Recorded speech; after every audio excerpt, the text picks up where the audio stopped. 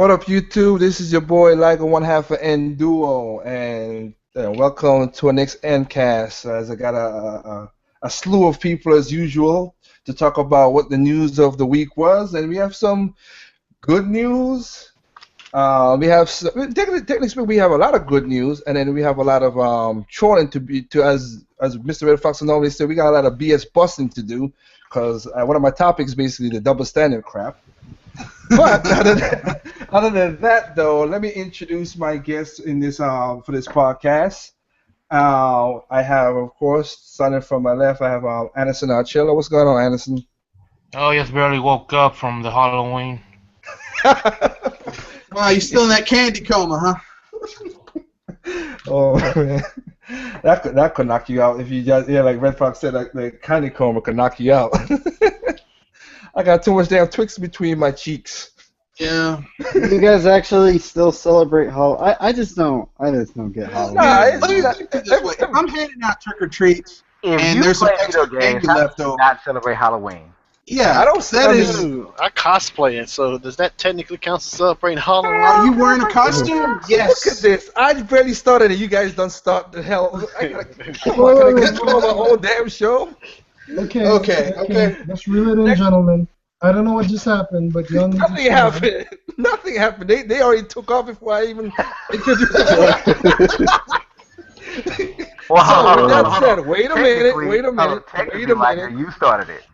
I started, but I ain't finished it. I have to not finish introducing everybody else. So let me do that, sir. You rip what you sell. Basically, the next person is Dr. Feelgood. How you doing, sir? I'm doing good, man. Okay. Then Lord Dynamo has arrived. Lord Dynamo's arrived. I have the first time on Ancast. I have Kenosha. Yeah, I'm a first time visitor on Liger's cast, and glad to be here. All right. Yeah, Lord Seabreeze. Only Chef and me can know that joke. Hey, you know what? I can pop it on right now. We can see who's the Seabreeze. You ain't gonna play. I already told you last time. You're not playing me while I'm doing a podcast. I gotta take care of you when I'm focused on your ass. Not multitasking. That's the only time I'll beat you. You know what? Even with your focus, you're still gonna drown. Come on. I whooped your ass last time when it was one-on-ones. I mean, when it was things. Let's go. But anyway. And then of course I have the retro gamer himself, Cage Anime. What's going on, YouTube? It's one on KH Anime playing you know what. Let's get this show on the road. Yep. I have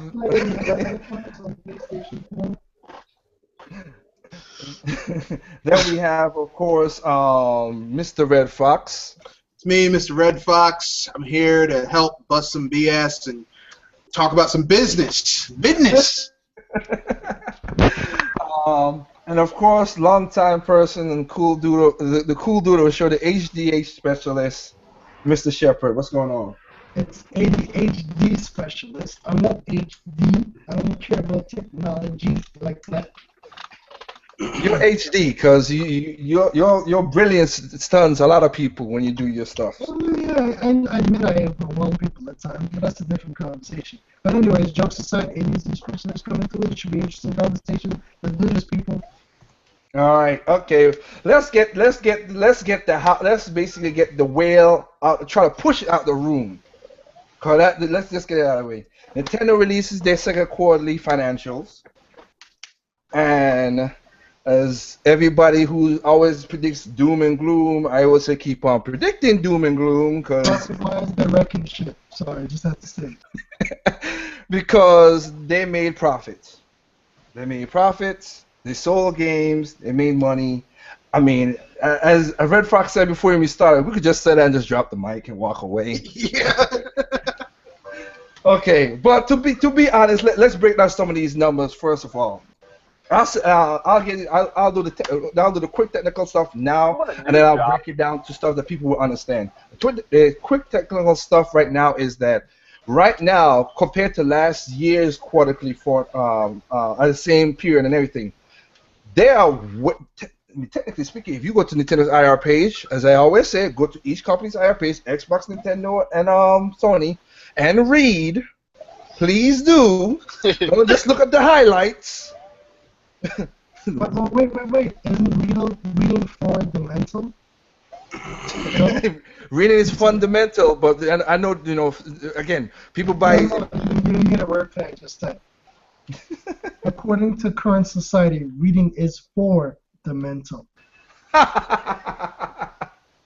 Well, But you know anyway, what? We are smart people, and only mentally people who could think on their feet could go against the stupidity of people who don't want to read. Because you know what? indeed. When you read the stuff, you find a lot of good stuff. So again, go to these IR pages. I've linked again. If you want to check for what I've said, go to WTF episode 9, episode 4. If you want to check those, they have the links for everybody's IR pages. You click there, it'll pop up. You have to skip the highlights and read, and you'll find a lot of stuff about gaming. So with that said,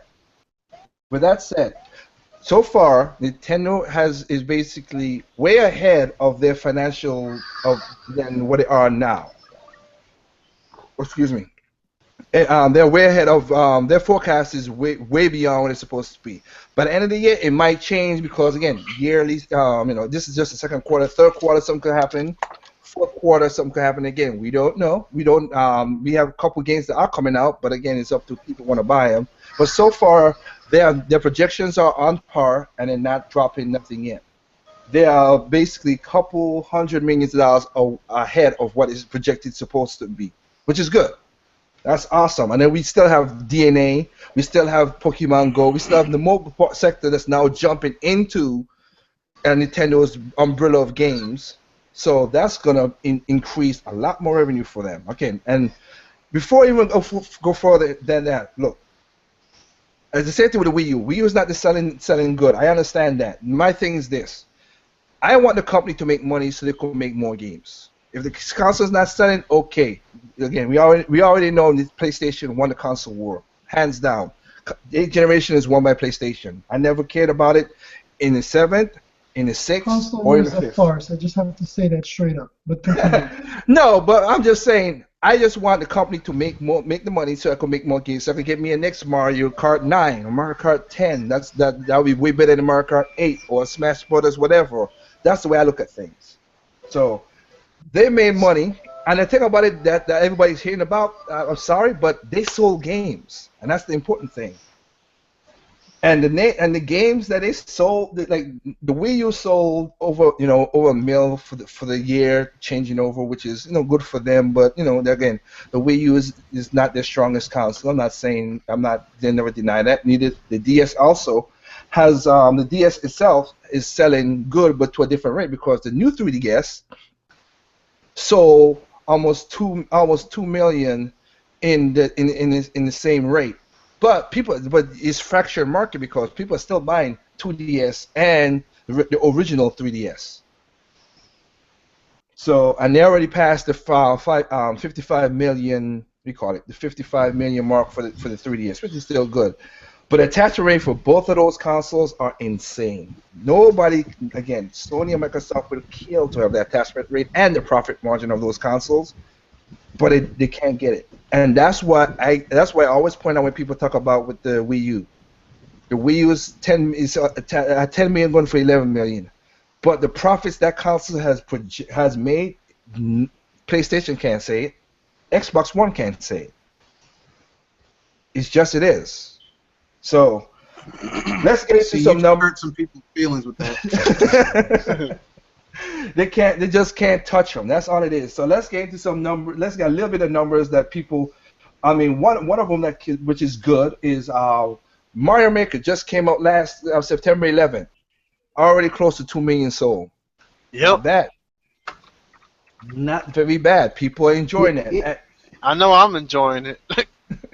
Yeah, I have a question. Why is it that Nintendo can get away with selling 2, 3, 4, 5, even 6 million games on a single platform, exclusive titles, and the other third-party companies need 6 platforms in order for them to reach 2 to 3 million? Well, because of the fractured. One is because of it's two things, technically speaking. One is fractured, so a lot of people, certain PlayStation people will buy this, certain Xbox will buy this and that. And the one main reason is As soon as as soon as 3 months has passed, they drop off. Everybody returns their games, and people buy used games. That's why you got so many people. That's why they do all the pre-orders and the DLC and the DRM. microtransactions, yeah, and the microtransactions and everything to top load the beginning part of the sales, so they can make their money. That's why they do that. And the thing about it, just as you bring up Kanosh, everybody here, again, as Shepard said, mentally look at it. One console is sales of software is outdoing software that's on multiple consoles. You would think, wow, that's something extraordinary, but people just look at it like, oh, that, because they don't, again, unless it's stupid or they don't know what's going on. Well, that doesn't count. Those are Nintendo games. They don't count. Don't you realize that they don't count? You gonna just dig that stab, ain't you? They didn't spend $30 million making a graphical engine that they only used on one game. So that's why they don't count, because Nintendo didn't do that. Well, basically, and Nintendo what Nintendo is doing now and to the future, like I've said in the past, they've learned that I've said it many times. Every console has a drought, but what Nintendo's figuring out, okay, let's not stop you. They've done the one engine thing, and then just cool. We all know Toad Treasure Tracker was an engine off of Super Mario 3D World. Mm-hmm. Triforce, Zelda Triforce for 3DS is the engine off of Link Between Worlds. They're now reusing their engines because they said, okay, if we could pump out the game and the engine's already there, let's do a sequel quickly and to fill in some of these gaps. And they're learning their lesson, which is, I wish some people could say certain things about that, but it don't. And just as we just talked about Mario Maker, we just got ourselves a whole bunch of updates. Everybody was asking for the checkpoint flag and all that stuff.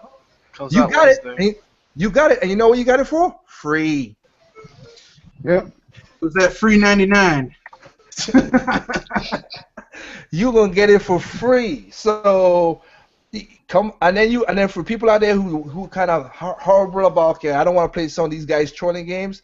Look what they did. They said, okay, all right, let's get some more game designers to have fun and make these are Nintendo official maps for Mario Maker. And you could choose that if you just feel that people, certain people's ideas are not good. So they did all that stuff for free. They gave you free content. And I don't know. Oh no, okay. I said they give you free content, but again, people want to be certain ways. So that's one. So I'm just surprised. And let me put it this way: Mario Maker, because everybody's talking about the holiday. I've seen posts and everything. The Mario Maker is gonna be Mario Maker is Nintendo's end of the year big game. What I mean by that, I mean for people, for family to play it, and for us Nintendo fans to play it, and anybody to play it. They're going to be pushing that game hard for the holiday season. I'm guarantee you they're going to do some kind of. They might put in slopes, they might put in snow worlds, they might do some levels as a free update just to keep it interest in the game, so people can go out and still buy it. That's their biggest push. So yeah, they don't have no Call of Duty Black Ops, they don't have none of that stuff. But again, people who got the console know Mario, and they're gonna go. That's their biggest push, because so far, again, basically 2 million in almost a month and a quarter, which is not bad for a dying console. Yeah, for a supposed dead console. Yeah, we all know that. We all know it's a dead console, man. Why we should we say anything for a dead console? How can they make money off of a dead console? Third parties who claim that they can't put games on that system. We can't make money on that system. Well, Nintendo damn sure can. They could make money, but the problem is though they don't have they half of this stuff. You know that better than anybody else. Yeah, I'm just saying. I find their excuses to be a little to be getting very old and very stale, and like they like to treat people like they're stupid. And I don't like people to insult my intelligence. And gamers who fall for those tired excuses Like, well, we can't make money. Look, you have okay, fair enough. You don't want to put games on the Wii U, fair enough, okay? But you have a system. You have the highest 8th gen gaming device, the 3DS. Okay, it's at like 57 million units sold. You can't put a game on that thing and have it sell over 1 million. Yeah, okay, all right, yeah, I believe it. Yeah, that's the You thing. make a You good can point. like, how much has The Last of Us sold on the PS4? Out of curiosity, how much is The Last of Us sold? You would have to. Anybody else who want to take it, take that, because like I said, my internet is not the strongest to go searching. I think it's like I want to say like 2.83 million across like the various versions, because I know they got the PS Now version, the PS3 version. The PS Now version doesn't count in my book. Well, The Sony's physical. gonna count it. Sony likes to mix up numbers in order to make things seem bigger than they really are. So I'm going to Physical- say 3 million. That's a version in regards to them, but yeah. Physical and stored on the hard drive. Like, Then I'm going to say 2.8 million, maybe. So if that's true, if that's accurate, or at least approximate, then that's pretty bad. If you're on a console of 20 million.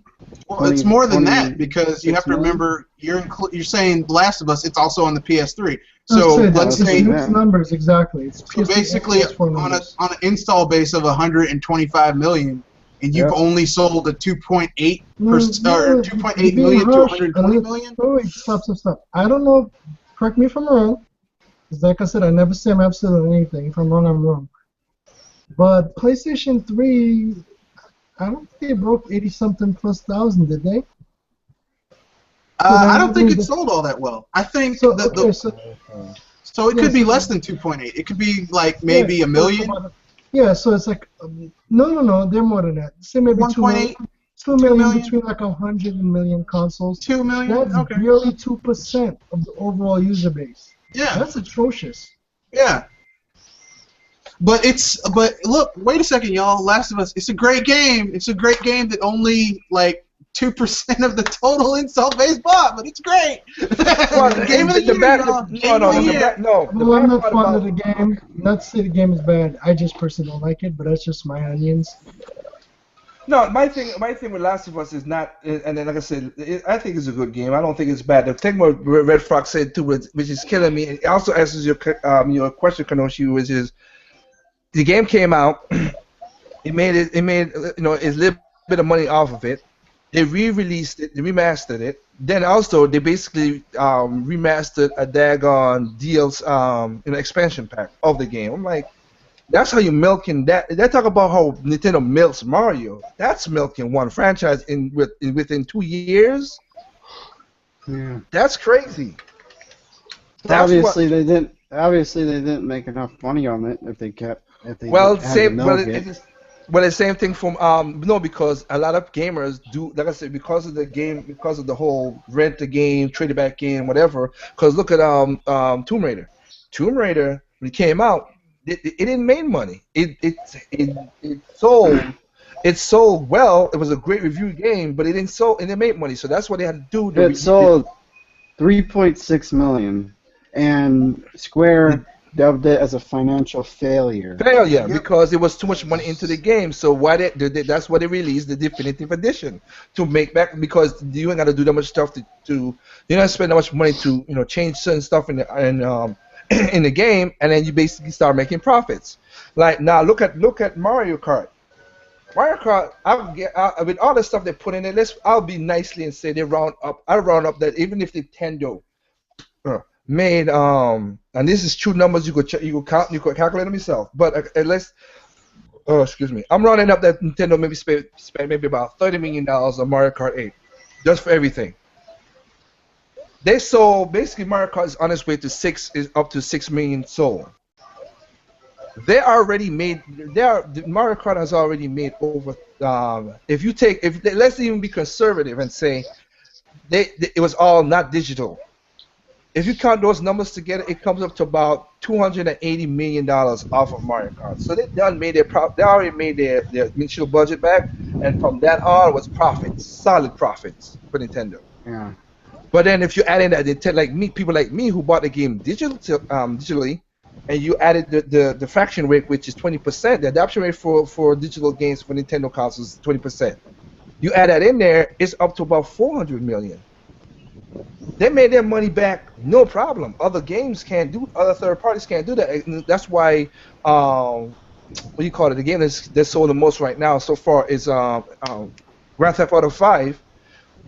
That's what it's on this console, that console, this console, that console. It's selling. Same thing with with Black Ops. Black Ops gonna be on multiple consoles, and this is gonna make a lot of money. But you have to fracture itself on PC, Xbox, and PlayStation 4. And also, we can't forget PlayStation. Sony paid money for a lot of the exclusive DLC and stuff to Activision. So that kind of stuff right there is gonna make it kind of hard for certain people to see how the numbers work out. But again, you know what? That's why I look at stuff like that. Like, if I see the numbers are like that,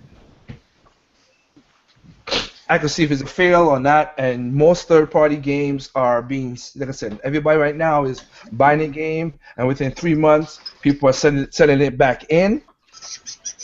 And then, they're not real gamers. I buy a game, I stay my game, I keep my games. That's the way I do mine too. I buy my games, I keep them. I don't resell them. I keep them. Well, the problem with most people is they're in an expensive hobby. Once again, I started the hobby when I was poor. Everybody was sorry. I'm not saying I feel sorry for these guys or anything. I'm just saying they don't realize how expensive gaming is. You know, I only buy probably a couple of games, like $60 games a year. I don't buy, you know. Real talk. That's partially where my obsession for RPGs came from. Because RPGs, you get more bang for your buck. Exactly. They're expensive, but if you spend like $60 a quarter on a good RPG, you're good for the whole year. There's more game there, yeah. And if the game is really good, you can always come back to that game years later. Most of my RPG games, I could always go back to. I have games that are over a decade old that I will still rock every once in a while. Xenoblade Chronicles, man, that's gonna set me for at least a few months for sure. Mm-hmm. I'll buy another game for a long time. I've played most of it, and yes, it will set you for a couple months. Hopefully you're not one of those. If you're 100% it, you're gonna take you a long ass time. Let's just say that. I can tell you that right now. But I was going into thinking that I'm gonna 100% a game, and then I get to like 60, 70%. It's like, okay, I've seen what I need to see. Because then it gets really tedious. Everybody if you want an RPG. A good RPG, I should say. Yeah, I would say everybody has a game that they're good at that they want 100%. Like for me, I 100% in every Metroid game because that's my favorite franchise of all time. So Final Fantasy Tactics, so I have to say. Nah, it's cool. But everybody has a game, just like Shep just said. You have a game that you say, I want to do it for my benefit. I don't need no damn achievement system, which we'll be talking about that. I don't need a system to force me to go do it. I could do it my damn self. That's what I'm saying. But let's huh?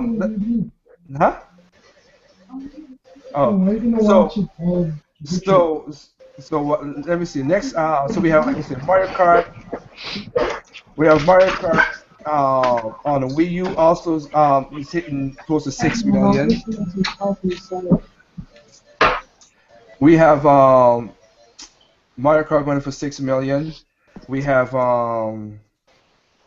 like I said, Smash Brothers is already doing good. Combined from both consoles is up there.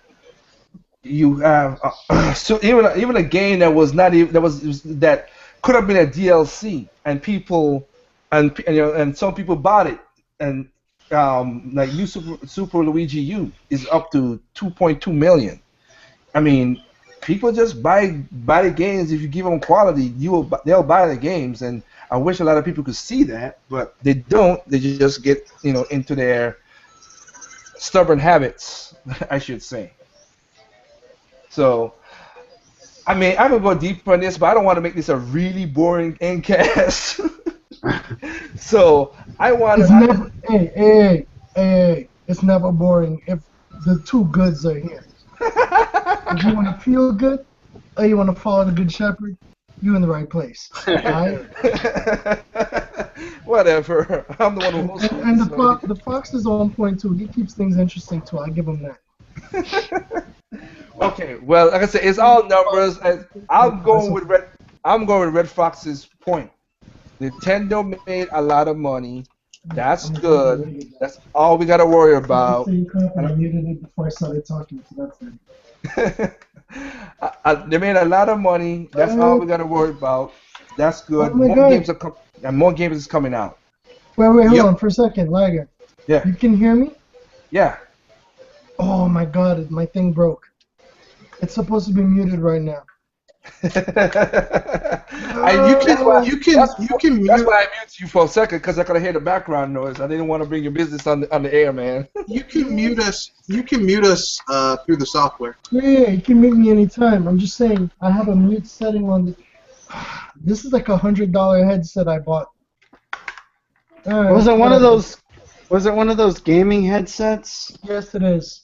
Those Yeah, those game- things- those- you're those things getting break ripped easy. off. Yeah. You're getting ripped off with those things. Yeah. Best I've thing you can already- do is get one of those Logitech ones. Yeah, that's alright. I was planning on upgrading all my equipment at the end of the month anyways. I didn't expect to do this one as well, but I guess I'll have to do that as well. So. I recommend the Blue Yeti or the Snowball mics. Those But are pretty I'm good. getting the Blue Yeti regardless, and I'm getting a pop filter. That's a given. Okay. Well, basically, yeah. So yeah, we could barely hear we could hear you, Chef, and yeah, it was. If you got mic, just let me know, because like I said, if you're making noise, I'll mute you for that. So that's why I muted you the first I time. just muted. No, I was just being lazy because my switch used to work. Apparently, it's not working now, so I'll just do it manually. Okay. All right then. Well, okay. So we have Peter. You just joined in. What's going on, man? What's up? All right. So let me just drop down. Let's get people started. Like I said, the numbers are good. That's all it is. Let's get into some nitty gritty now. Okay. So I didn't copy one in, by the way. back. Copy two did you up. You might want to send the link if you're down. Say again. Poppy 2K messaged you about a link for the cast. Oh, okay. I don't know if you want them in or not. I probably shouldn't say that live, but I will. Nah, I'll do what I could do. Like I said, I'm trying to keep the windows down so I can think it. Anyway, so let's get people's thoughts about this one thing. Now back in April, not April, it was March, but back in April basically, when everybody heard about the whole NX and DNA and all that stuff, Iwata perfectly said that we're going to try to do an app that encompassing a better way to people communicate between computer, PC, computer, smartphones, and your consoles. So everybody got this thing called Miatomo. And everybody is losing their damn freaking minds. Oh, this is the worst game ever. Do they not remember? Again, selective memory, as Red Fox said before, and SNK, I wish he was on there with a YouTube memory. People don't remember what he said back in March, because I remember when he said that. Attention to detail no longer exists unless it's something you're hating on. And it only works when it's for your benefit. So if it's attention to detail that goes against your argument, you're not going to notice. But if it's for your argument, you're going to remember it. This is Nintendo we're talking about. Come on. Who's going to remember anything that works in Nintendo's benefit unless they're a Nintendo fanboy? Just saying. Okay. Well, that chef shot at it. What about you, Mr. Red Fox? What do you think what I just said right there? I think people, like you said, have selective hearing loss. They're like, people heard Nintendo is making a mobile game. And I remember when they announced it in March. Like, Iwata was like, yeah, we're going to start, we did this partnership with DNA, and they're going to help us make mobile games and stuff like that. And people were like, oh my god, like people were making these articles, oh, they're going to put their entire library on mobile. You're going to play Mario on mobile. And I remember doing a video. I was like, if you think Nintendo is going to cannibalize their own market and basically give you an experience rivaling their 3D Mario worlds, their 2D top-down Zeldas on the handheld on a mobile device like a smartphone or a tablet, you're insane. And I'll be darned, Nintendo didn't do that because they ain't stupid. No. It's amazing. A company that has consistently been in the black for like the last 30, 40 years didn't do something stupid to basically make them cannibalize their own market. Oh, shocking. Okay, well, as Shep said, sometimes that's what happens, man. So you know what? I'll pass it on. I know you're playing the damn game too much, but K. Gentleman, what about you? What your thought about it? Come on.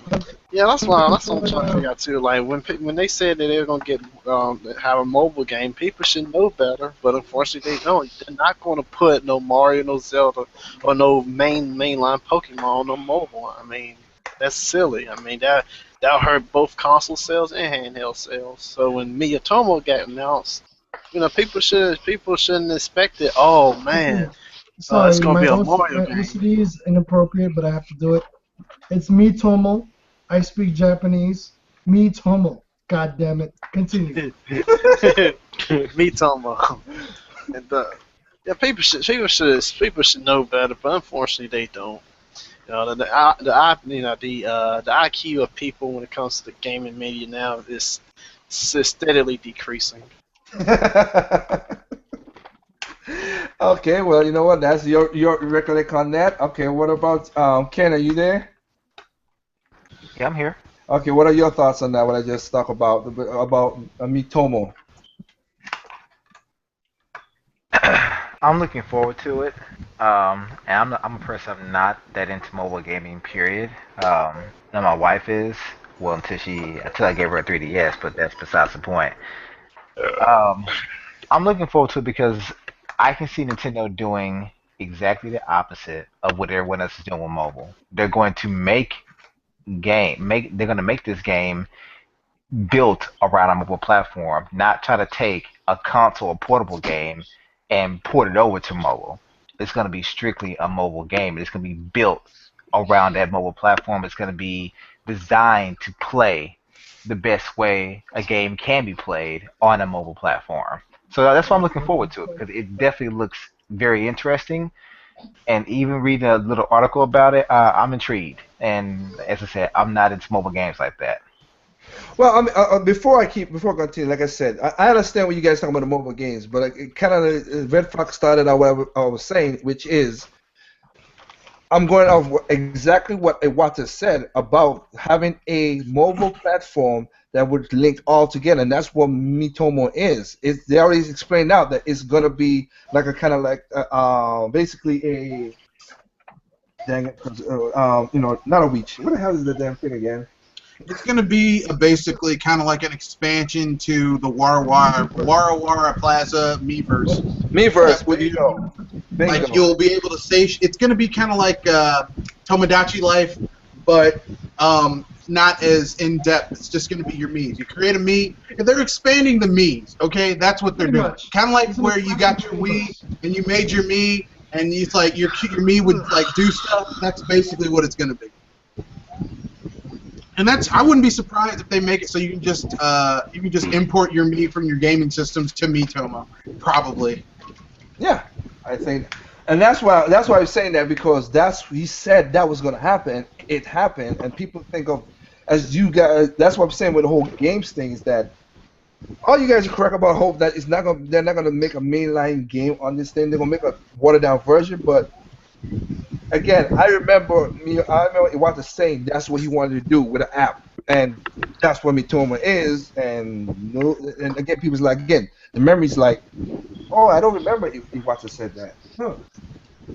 And it just confused me when you guys started talking about that everybody got angry. It's like, they didn't say they were going to put a big, I just thought they were just going to put like a watered down Mario or like Zelda's something. I didn't think they were gonna, but people were actually sat there and thought they were gonna put a mainline Nintendo Look, game. No, people see, people thought they're that, going and to people, create unique experiences that you have yeah. not truly experienced before. Plain and simple. That's Nintendo rules.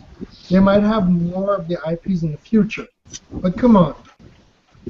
What pisses me off is a lot of these people that jump to conclusions have been playing Nintendo games and video games in general for For at least 10 over, to 20 plus years. yeah, they should know better. They're people Yeah, like, okay, exactly. if you're a gamer Just who working. started gaming like 2 gens ago, the 6th gen was your start to gaming, I would say, okay, you don't really understand the landscape of gaming. But if you've been gaming since like the 5th gen, the 4th gen, the 3rd gen, older than that, you need to just, and you're saying stuff like this, you need to go take a seat.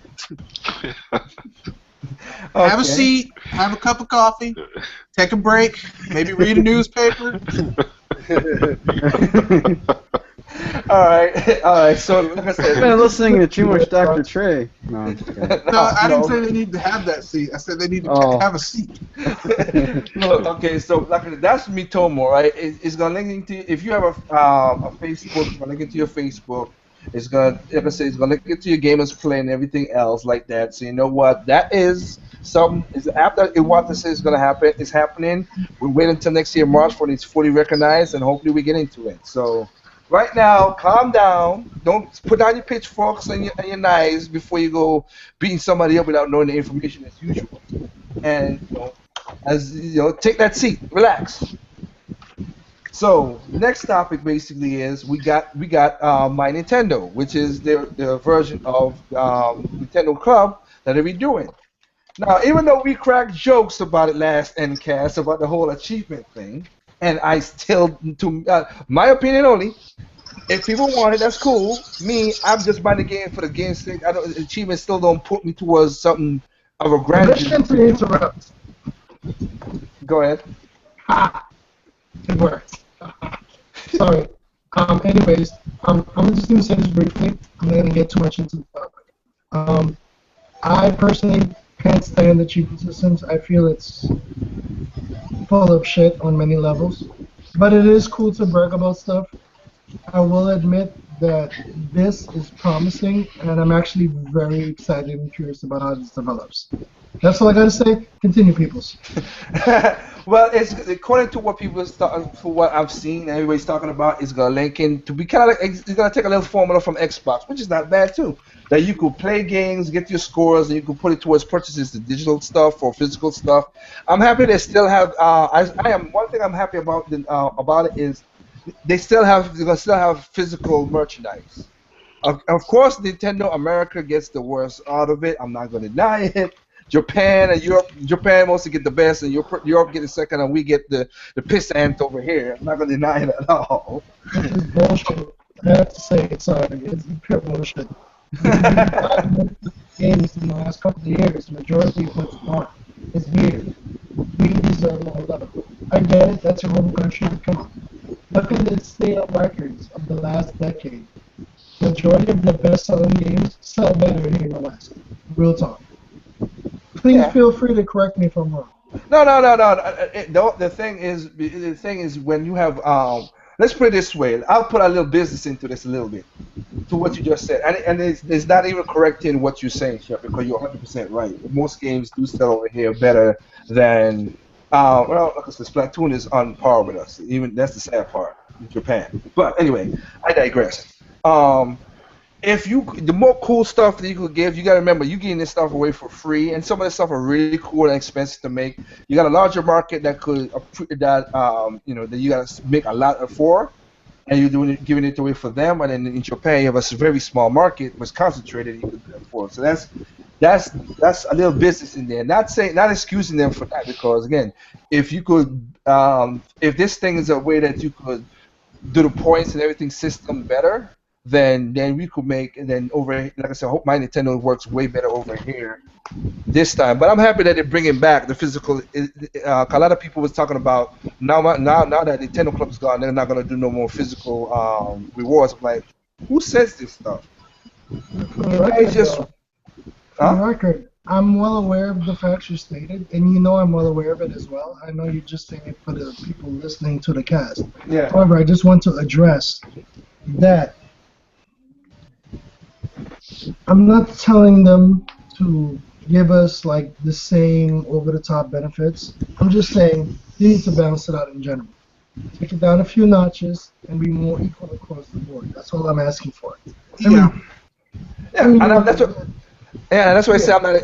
That's what I'm saying. I'm not excusing them for that. No, it's not excusing them for that. Because, like I said, if the, as you said and you pointed out correctly, most of the games sells over here more. You Hmm. have your biggest market over here, so you have to find that balance to make sure that the gaming that is fun is not financially messed up, and also still give something cool that people were like, oh man, I'm happy to receive Yeah. this kind of gift. And Yeah. so People. Oh, wait, hold on. I gotta stop real quick. I don't want to put Anderson on the spot. I don't want to make him feel uncomfortable. But unless there's issues with his voice, the dude is very intelligent. He has a lot of great points, and he doesn't voice it.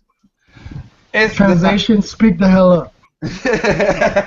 yeah, he's just trying to get used to talking with like cutting us, cut in and talking to us. And I told him he could take it slow. I'm not Yeah. gonna. Oh no, I'm not. I don't want to rush him too much. But I just want to let him know no one's gonna criticize him for being himself. Yeah. Okay, The thing Show is your that mind. That's how we all started. true. people need to understand that Nintendo is also incredibly cheap. They're very frugal. Yeah, And yeah. let me I'm tell you not something. gonna If there was a penny, Nintendo could pinch that thing so hard it would squeal like a pig. It'd They probably turn into gold.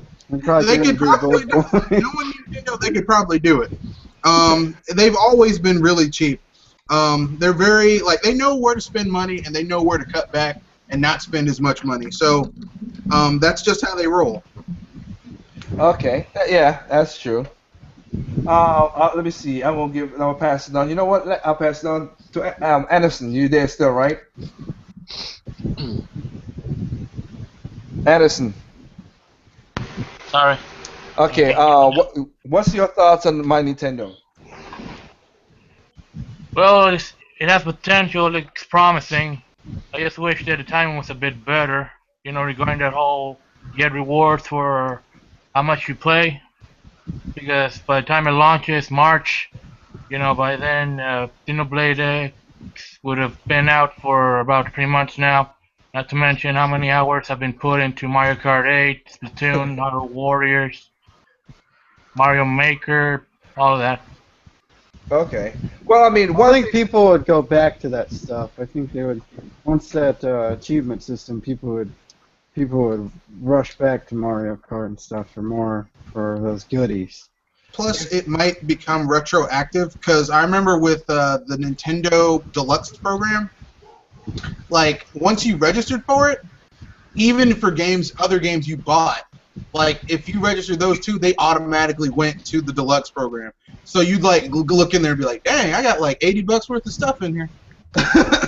Yeah. But we all gotta remember too that they had to scrap and rebuild this system from the ground up because like just Red Fox said, you had the Nintendo Digital program, then you have the Club Nintendo program, which that they made incremental steps to being better, but not enough to keep the system. So they had to scratch it and bring those two ideas plus and a better mobile, not a mobile, I should say, a better infrastructure, so it will be more better together. Like like you still could you but that you don't have to put in no numbers or nothing. Yeah. You play your games and the game's registered. Bam. Okay, my Nintendo. Bam. It registers on my account automatically. And And then and I can use that's maybe. Go ahead. no, I was just gonna say that what you just said, they make incremental improvements. That's a Japanese style of business and like getting better at things. Is that like instead of like just coming down hard on someone, what they do is that they do incremental improvement over time. And at first it seems like you're not doing that much, but I mean they get better and better slowly but surely. That's just how they. I gotta mute this. Sorry, continue. That's just how they that's how they do. It's a Japanese marketing thing. It's a Japanese way that they of business leadership. Okay, out of the millions of markets within Japan alone, we are only talking about Nintendo. How many Japan companies do you know? That you mean that does what he just said? Well, yeah, that do like That little do the incremental style of incremental business improvements where there are other companies that do, leaps and bounds in order to improve over themselves. time. I could tell you from my experience, Tokyo TBS, which is the Tokyo Broadcasting Station, since I do some of the animation and stuff for some of the not animation, but like work with some animation studios, they improve some of their stuff incrementally. I mean, it's not a big leap as what it is. Some companies do what Red Fox says, and some don't because it works. It works in tandem. Like it works for different people. It works for different companies, but it's a solid Japanese marketing, a Japanese business thing that they've used for like 50, 60 years. Like it's a business. I forget what it's called. It's a business standpoint. It's like if you have a business and you want to change it, like there's majorly 3 different types of ways to do it. There's radical change, which like people tend to fight against radical change. So instead of doing radical changes, you do small incremental changes that are done slowly over time, and people are less likely to fight against that. I mean, 50, 60 years of doing this shit. Japan's have had some periods of radical change of its own. I mean, let's not forget, Nintendo was a 120-year-old company. Of course, they've been doing Hanafuda cars before they really divulged personal to go into the gaming industry in the first place. But gaming influence. So, clarify on it. What are you trying to get at, my good man? Yeah, I'm trying to figure out myself. I'm trying to understand your viewpoint. SDF1, can you hear what they're saying? I'm making sure you have. Who is it that's got that problem with the mic? Yeah, cause your mic is muffling, Chip. Crap. You know what? I'm gonna switch to my phone because even though there's a lag, at least I'm clear. Be right back. All right. Okay. Sorry about that. Okay, so we have Triple M has joined us, FDS has joined us. You guys all right? Yeah, I'm here. And Triple M, you hear us? Right, I can hear you guys. Okay. And even though this might be a late intro of mine, but buckle up, everybody, because we're taking a ride. It can strain your relationships and hurt your pride. It's the credit roller coaster in this. You can see it kind of bites. So sing the lyrics with me. When your debt goes up, your score goes down. When you pay a little love, it goes the other way around. It's just everybody, every boy and girl. The credit roller coaster makes you wanna hurl, so throw your hands in the air and wave them around like a wannabe frat boy, trying to get down and bring them right back to where your laptop's at. Look on the freecreditreport.com stat. I'm gonna make an executive decision right now. You have to be at the beginning of the cast to do that, okay? You can't just spring that on. You can't just spring that on people, man. You got to prepare someone. Yeah, you got to be at the beginning, and also you try to cut me off last time when I was outroing. You got to do that before when it is. Okay, I love you like a brother, but I'm just letting you know we're making this decision so we could go that way. Other than that, now. Okay. Let's get back. Let's get this train back on track. Okay. So, all right. So that has as we could say a little bit on the about the doing stuff incremental. Like look at again. If we go back to Super Mario Maker, we have that doing. We have that with doing Mario Maker. We're doing it right now. I'm telling you, there's gonna be a cool update coming December because that's their push right now. Because only certain people are gonna buy Xenoblade. There's not many people gonna buy it. Xenoblade is not gonna be. Here we go. That's better. Sorry about that, guys. Continue. We're gonna hit way better now. Yeah. Xenoblade is niche. Xenoblade, yeah, it's gonna. There's a lot of niche games in the market. Well, Yeah. that of course, when you get down to it, I agree with you. There are a bunch of niche games on the market. Some people claim left and right, this is awesome, this is great. It is great, it is awesome, but it's But it's only for that niche, niche yeah. market. Yeah. So, anyways, And I'm back in. Sorry, go ahead. no, that's good. Now we can hear you way better now, which is before. But I mean, like I said, Xenoblade is gonna be Xenoblade Chronicles is gonna be in this game. Is gonna be Huh? about 500,000 seller by the end of the year at least. I could think, or between I think between 3 or 500.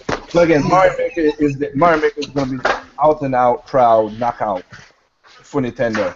Yoshi's Woolly World gonna sell because now that everybody has they got the big Yoshi.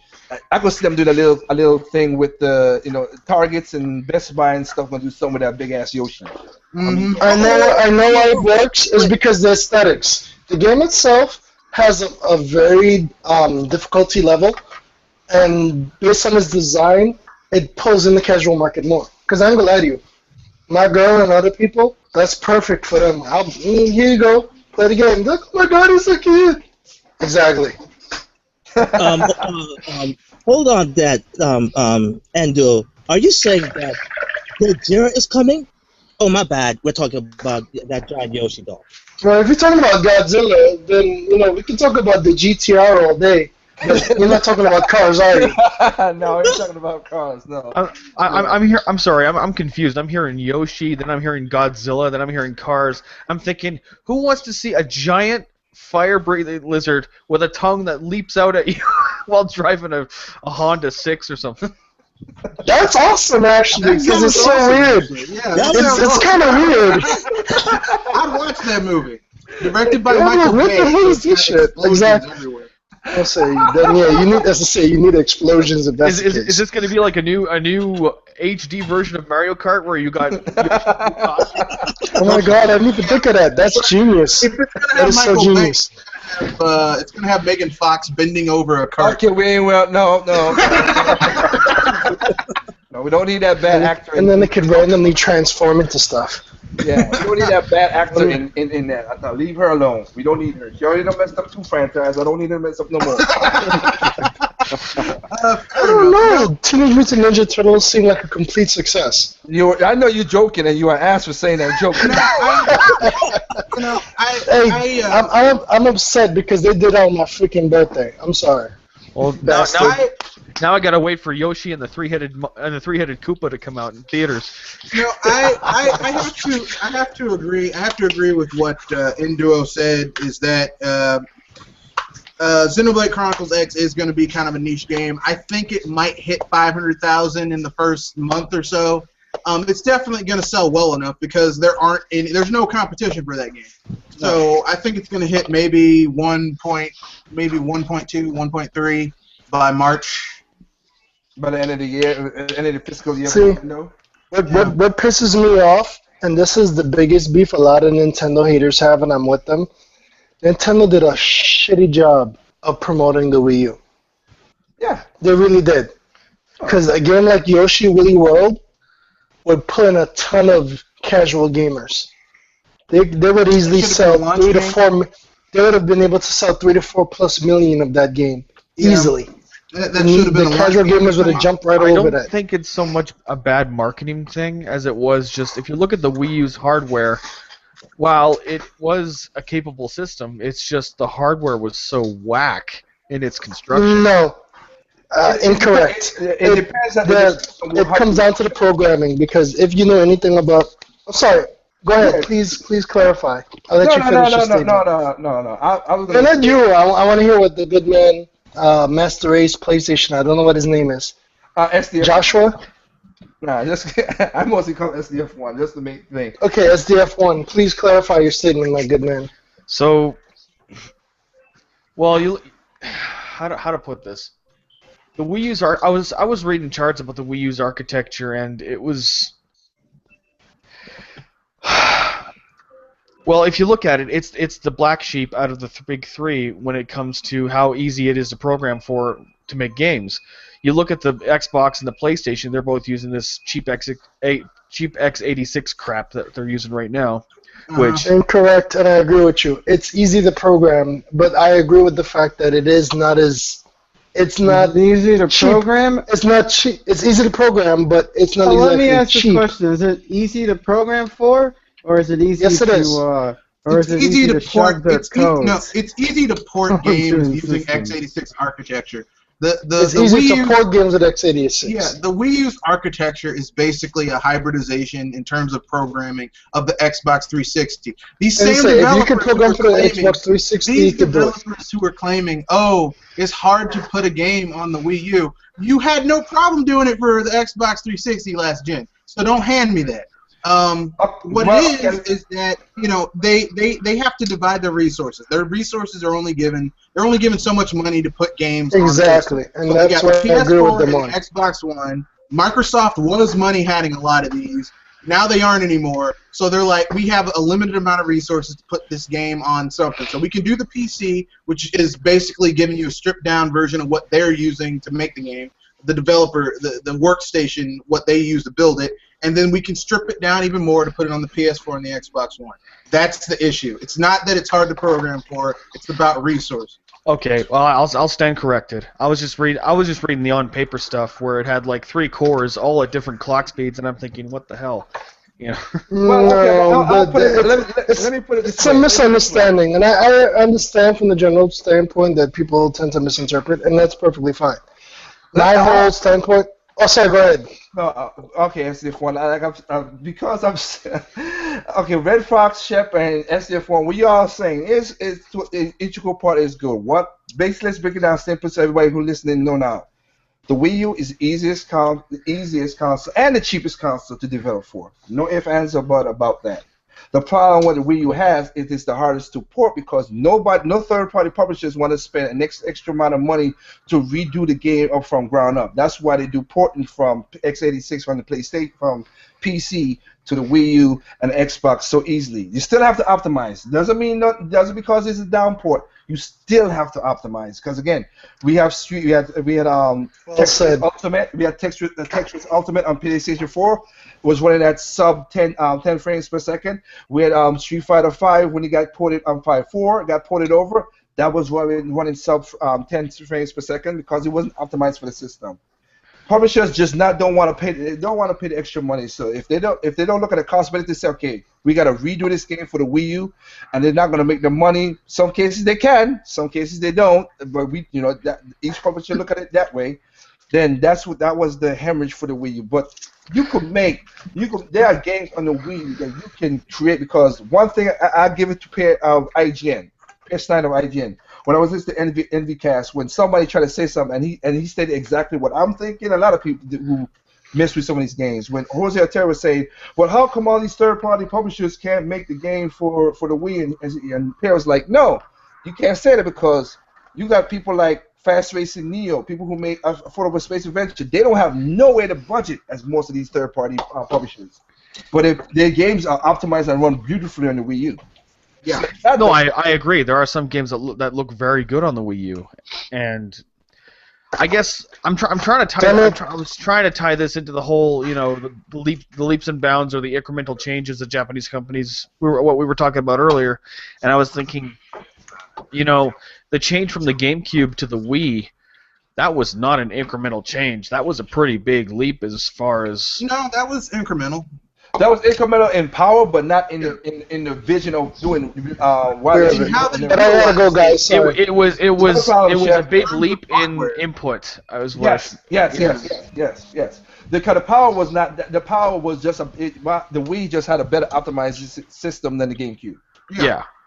And that's what it was. But the input of having the nunchuck remote and everything else, that was revolutionary. That was something that you did a gameplay that you're like, oh wow, playing this game is that. And the Wii U is basically the same thing. The Wii U is the same thing too. It was an incremental change in the power system, but again, it's a product for Nintendo. I'm not going to deny it because they are not new to a lot of stuff in the gaming because they try to keep gaming as gaming. They don't go into the whole of features and everything, which is their fault to a degree. But again, it depends on who looks at it. But they know that like I said, the online system is not the best out of the three consoles. I've said that many times. But again, if I have a credit card on my Wii U right now, there's no server at Nintendo NOA that has my credit card that Nintendo could hack into and get my credit card, your credit card, Red Fox credit card, like PlayStation. That's a different story. PlayStation Store, it happened before. It happened last year. It happened the year before. You have to hack into our consoles to get our credit card information, which is a more pain in the ass thing. So it's a benefit there, but its inline infrastructure is not that great. Yeah, I think another lesson here is don't use your credit card info on an online service. Well, another lesson would be there's costs and benefits to everything. Like Nintendo's infrastructure, they don't have all the features, but hasn't really been. No one's stolen my credit card information, so yay! Yeah, I don't have voice chat, but no one's stealing my stuff. I'm happy. Like I can. If no one steals my credit card, I'm okay with that. I mean, I have other methods to use voice chat. No, but like what I'm saying is, I don't see. First of all, I don't pay to play online. I'm stuck with I'm still using my PS3. I don't own a PS4. I don't think I'm going to be owning a PS4 for a while. But regardless, I will never use my credit card either to fill up my PSN wallet, nor will I ever. Like, in other words, you basically gonna use like the card, like the prepaid cards. Yeah, Exactly. Yes. Yeah. And most people who do that, like even for Nintendo, I would say the same thing too. If you could do and get an eShop card, go right ahead and do that. Yeah. But they did make it harder for you to hack this. They make it harder to get your credit card there. Yeah. I'm not gonna say that I don't have my credit cards on my system. This is a live platform right here. I have it on my credit card system. I have my credit card on my eShop and my DS. But again, you have to hack the system to get it, and you're not unless you know everything about my system to hack it. You're not doing it. That's more of a pain. I'm gonna go to Red Fox account, go get his credit card, and go to Triple M's account and get his credit card. Nah, I'd rather hit the server if I get millions of people's credit card and just keep it going. Well, if your credit info is not on Nintendo's server, then how do they forward a transaction then? Because that sounds a little it's odd. On a system. Yeah, everything's tied to your system. Yeah. Each system has kind of like you know how certain systems can redo access code. So it's an autofill feature or what? Not autofill. Okay, let me put it this way. Okay, I'm gonna go every time. Wait. Yeah, he'll answer. He knows. Okay. When you go onto the eShop and you're gonna buy a game, you have your credit card that's on your Wii U, right? I'm gonna buy a game. Then what happened is it's locked on that, but when you make the purchase, it makes an authorization code that always changes towards the server, towards Nintendo to get it. So your credit card number turns into another different digit number that goes to the Nintendo server. So it's encrypted. Yeah. So it's just really good encryption. So it's not so much tied to the system as it is just encryption then. Well, it's still tied to the system. No, it's still tied to the system. It's tied to the system because Nintendo.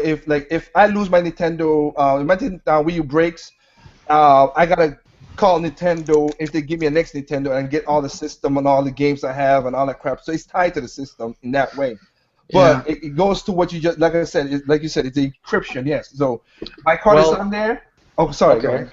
Well, I was going to say that, I have bought a game for my 2DS through the online store with my credit card, but what I noticed is that they give you the option to do it as a one-time thing, or do you want it to save your info? And I thought no, so I selected no. But and like I said, I'm nothing wrong with what you did right there. That is good to do that. You always be precautious than anything. But I'm just saying how the system works from when I was over in Japan and I was looking at all the stuff that my friend Kenji, who works for R&D, tells me these stuff, and I met him and talk and blah blah blah blah blah.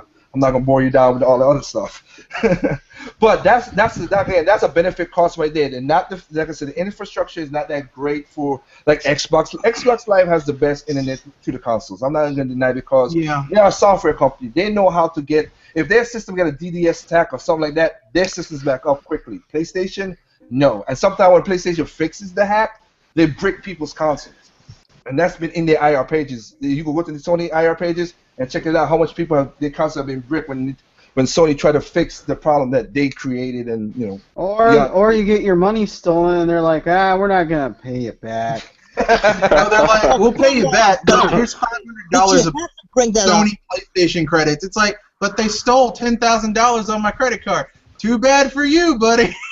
Well, I'm just gonna go to my hold on. bank and have I'm kind of on this the same taken camp care as of. I'm kind of in the same camp when it says "too bad for you, buddy," because honestly, you shouldn't be trusting your credit card to something that you know can get hacked in the first place. Normally, I would agree with you, but the thing is this: when you start charging people for a online service, you're Well, doing. no, I still hold Sony accountable. Don't get me wrong. No. What I'm saying is that something goes wrong. No, I understand what you're saying. I'm just saying that when you charge people for an online service, you're like people are expecting a certain level of security, and when you're not getting that, people get a little ticked off, and I can't really blame them. So, I mean, the whole charging for online service, I didn't like that from the beginning. That's why I didn't. That's part of the reason why I don't even have a PS4 is because I don't believe in paying to play online. So I used to have PlayStation Plus because of what it offered back in the day. But when Sony made it mandatory, I said screw it. I have not bought Plus once since that announcement. Back like what was it, a year ago, 2 years ago? I get Plus for free because I signed up for various things when I went to Japan for like merchants, and if you're a merchant, you get like all types of awesome deals and shit.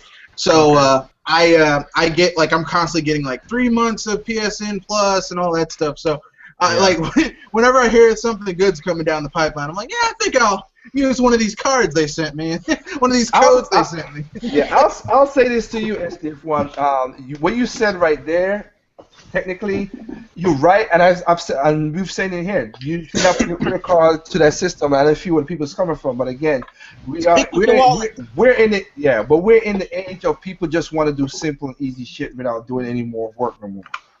That's just. And I was raised a little differently. I was raised that you gotta work for what you want. No, but all of us right here, basically, I will get you. It's what is with you. It's just like I say, we're not the masses. We're the minority. Yeah, true enough. And that sucks, doesn't it? We're the minority because there's so many people who just want to do. Like, okay, you know what? Let me do this right here because Shep is gone. And me and Shep was talking before we did stuff. Was this? I'm now gonna go buy me a wireless router because everything now is not even everything. Everything that's coming out is becoming smart devices that hooks up to your phone and does all this stuff. Why do we need all these smart stuff to do simple things now? That you need a smart lock, you need a smart thermostat. You can't get your ass out the bed. You need a smart car. And why do we need about 100 different apps to run everything? Exactly, but because people are getting, sense. but the masses is getting lazier and lazier. So of course they're gonna dumb it down, and of course, like you said, the security system is not that easy, is not that infallible because sometimes they get hacked. So yeah, if you put a smart lock on your front door and it messes up and somebody hack it, well, I'm just gonna put a regular deadbolt, but you need to break it in. That's just me. I don't want no computer unlocking nothing that they don't need to unlock. Fuck that. Get an angry Rottweiler in your yard. Done.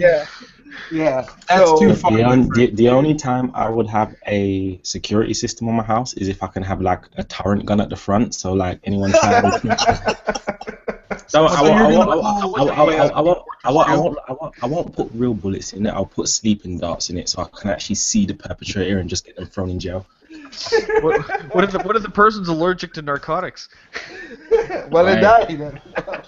That's their problem. Life is tough, isn't it? Life is tough. In the words of Reggie Fils-Aimé, that's not my problem. Yeah. I tell you, I love Reggie's little one-word platitudes. Not my problem. Not my problem. Okay, well we have We're going way off track here, and I think that's my fault. Sorry. That's fine. We have Double M that joined us. What's going on, Double M? Nothing much. Same shit, different day. All right, and then we have I hear from him in a long time. Time out. What's going on, man? Not much, man. You know, just finally getting back. It's been a while, bro. It's been a while. All right, Yeah. okay. Let's keep this train back on, again, back on the tracks. Let's keep it back on the tracks. We went all over the place once again, but you know what? Like I said, it explains some stuff out for other people. So next thing we're talking about now, and Mr. Red Fox and I mean Double M knows what to say. Everybody's now, oh look, they're gonna have a direct. Who did not see that coming? Can somebody tell me that one? They're gonna have a direct by the end of the year. I mean, why? Again, I don't understand why people don't look at certain things and figure out what's going to go on. Now, my point would be if you're gonna be a direct, I say let how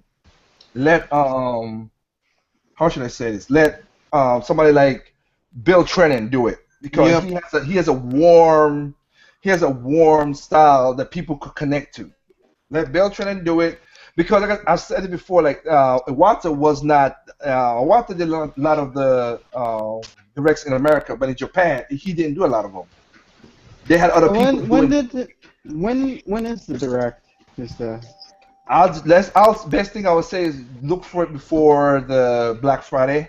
Yeah. okay? Just the week before Black Friday. That would be my best guess to make sure something because they're gonna sell Super Mario Maker. They're gonna try to pump that out and say, hey, we're gonna give you more updates and blah blah blah. Maybe do something with that Mega Yoshi that everybody was cracking a joke about with the Godzilla thing. and then and then they're gonna I think something like that because I don't guarantee right now, but by the end of the year there's gonna be a Wii U download that's gonna be a surprise that people is not looking forward to. Now, There's gonna be a surprise like new Super Mario Luigi U or Dr. Luigi or something like that. You're like, what the hell? And it came out. So just keep an now, eye out for that. Yep. Anyone here seen Yahtzee's review of Super Mario Maker? No, I No. have not seen Yahtzee's, and I like his stuff. I like his stuff because you know what? I love his stuff because even if he bashes a Nintendo game or any other game, he bashes everybody equally. I don't care. That's what He I like bashes about it. everything, but he Equally. doesn't. No, that's what I'm saying. Yeah, but he does it in such a funny way. That's the thing. Well, I like his one when he did with what was it, Somo? The last review with the second review before that, I think with the Somo. Is it Somo? Soma, that PC game. PC game where he basically talking about if you want to learn about publishers and he basically broke it down very nicely. I'm like, oh, that's so perfect. If you want to find out how the person is, treat them to a buffet and see how they eat. Now, some developers, and he pointed out the developers basically go to the buffet, eat different kind of things, and be cool with it. I would consider Nintendo kind of like that, and some developers like some people just go straight to the ravioli and just eat ravioli only, even though it's a buffet with a lot of stuff.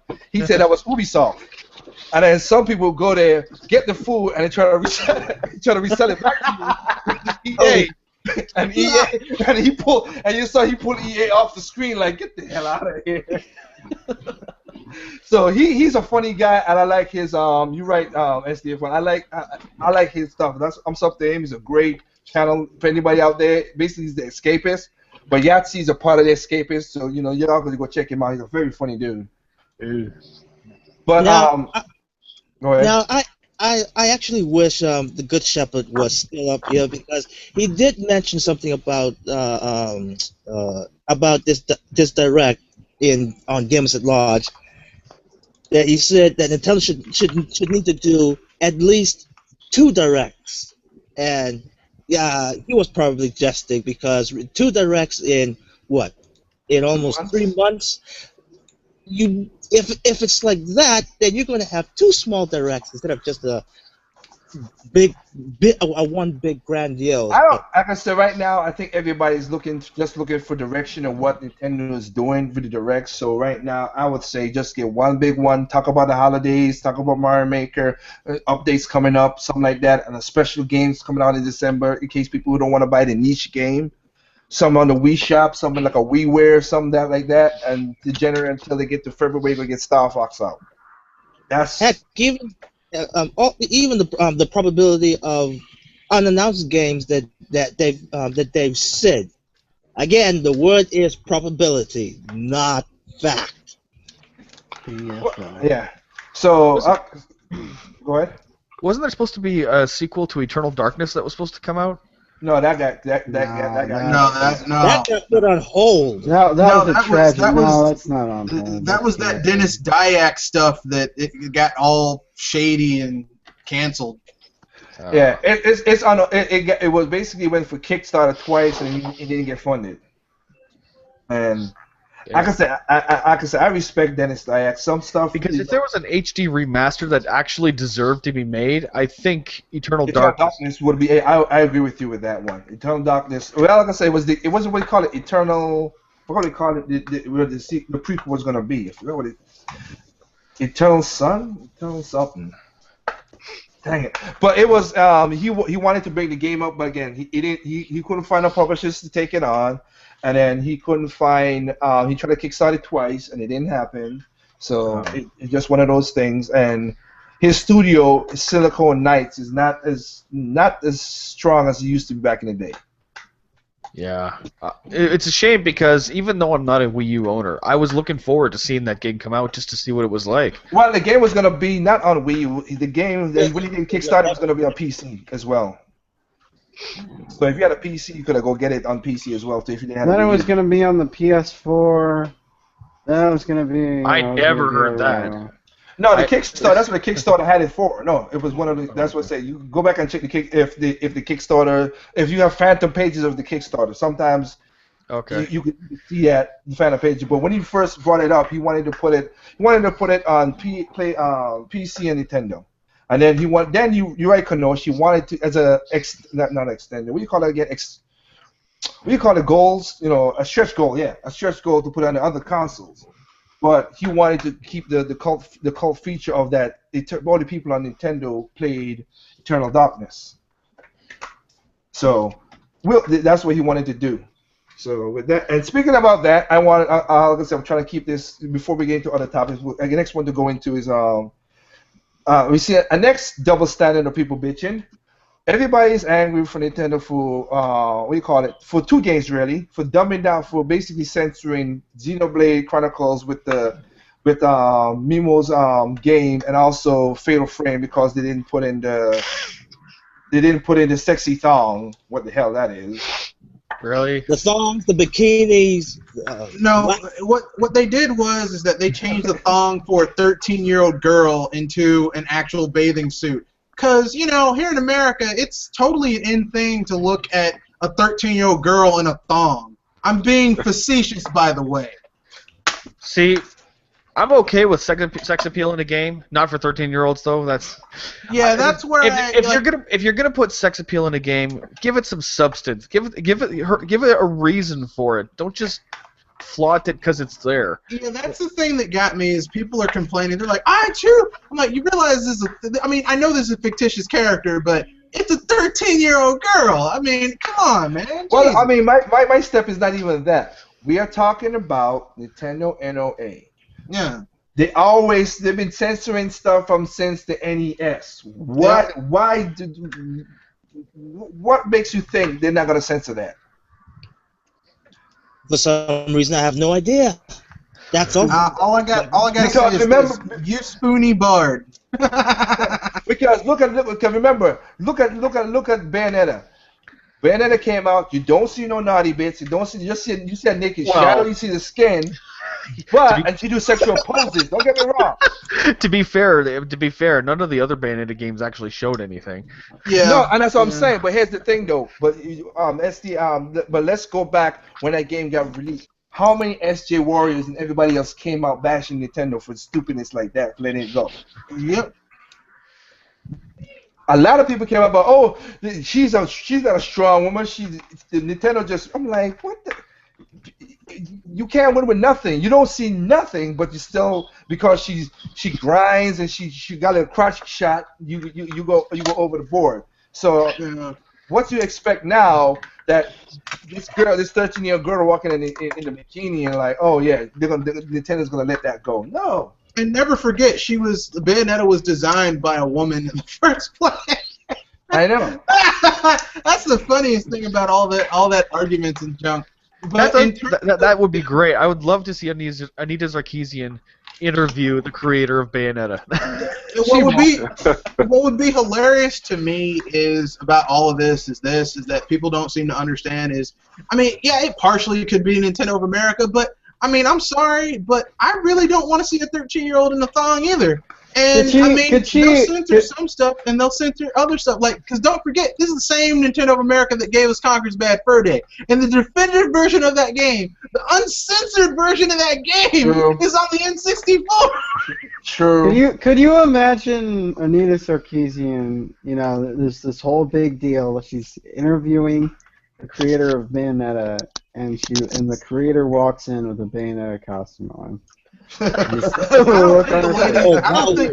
seen the lady who designed that character. I don't think she could fill that spot. I don't think she could fill that role very well. She couldn't fill that role very well, but it would be very interesting if she walked out. She's like, it doesn't mean some women wouldn't try.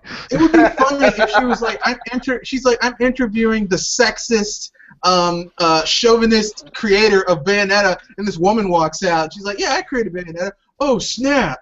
That would be awesome right there to be like, to do that and just set her up like that, because I like how she was like, I know what's going on. I'm like, you don't know nothing about gaming, but you talk so definitively about it, like you are a gamer, which she ain't. And nope. And Thunderfoot and everybody else has shown her to be a hypocrite. So yeah. But that Sarkeesian bitch. Little culture tidbit there.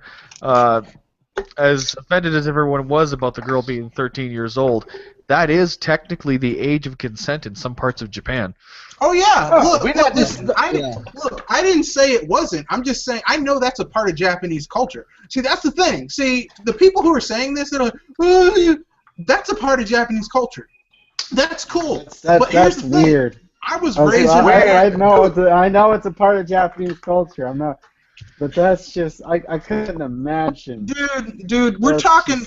Dude, okay. I understand. I'm with you, but you have to remember that is a part of Japanese culture. If you want to really get a really good breakdown of it, watch Nostalgia Critic's review of Sailor Moon. Yeah, watch Sailor Moon. She's a 13-year-old girl. She's hitting on a dude who's 35. It's totally wrong. Okay, no one does. This guy's 35. Oh man, that's gross. I mean, that's gross.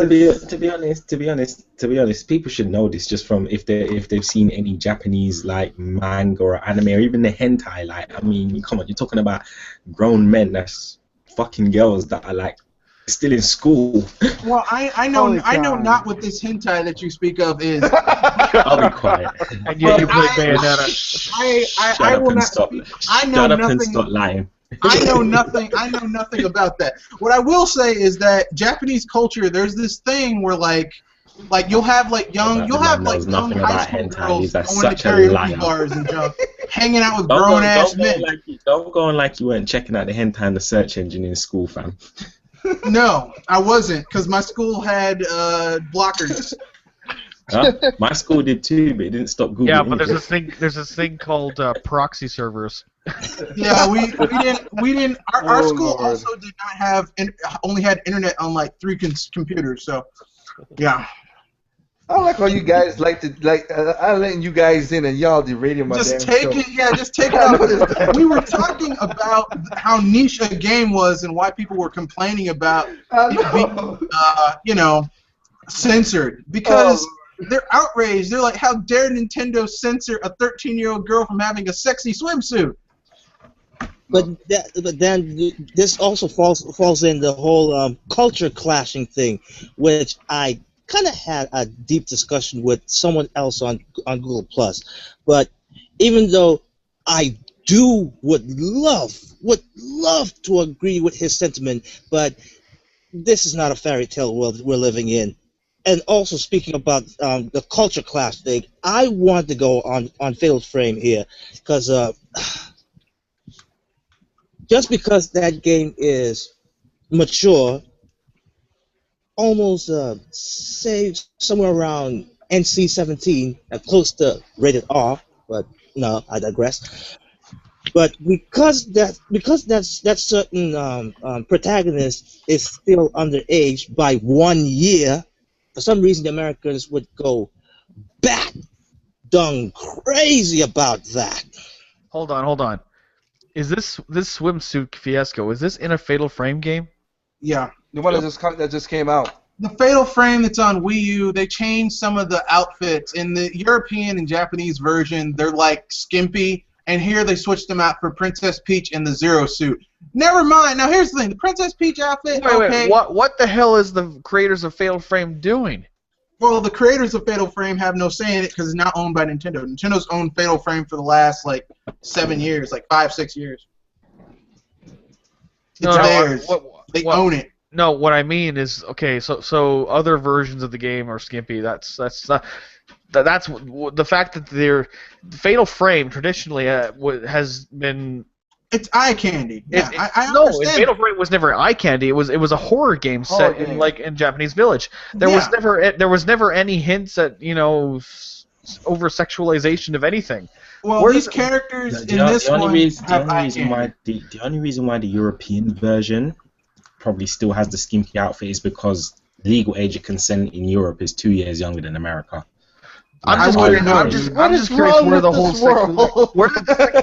where did the sexualization come from in the first place? That's what I think that's what SPF is talking about, because it was a horror movie. Where do we have to put sex in there to make the game because better? Because Nintendo what's a horror movie without some sexy scenes in it, man? Come on, you look at every This isn't Friday the 13th.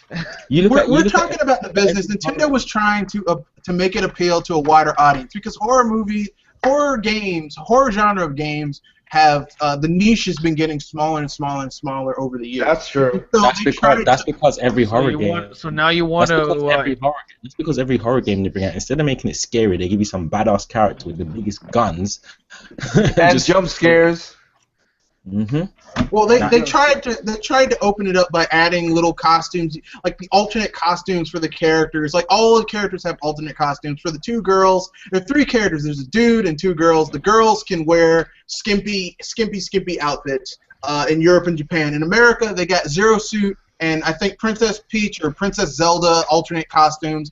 They actually look pretty good. The Zero Suit is skin tight, so I don't know why these people are complaining so damn much. They just like to complain. That's all it is. Oh, speaking about that, they just didn't outright or phase out those skimpy outfits. No, they replaced it with something else, which I don't find that very egregious. Now, if they just take it outright, I would be a little bit more mad about it, but still not to the point. You're not skimpy enough. I want to make it.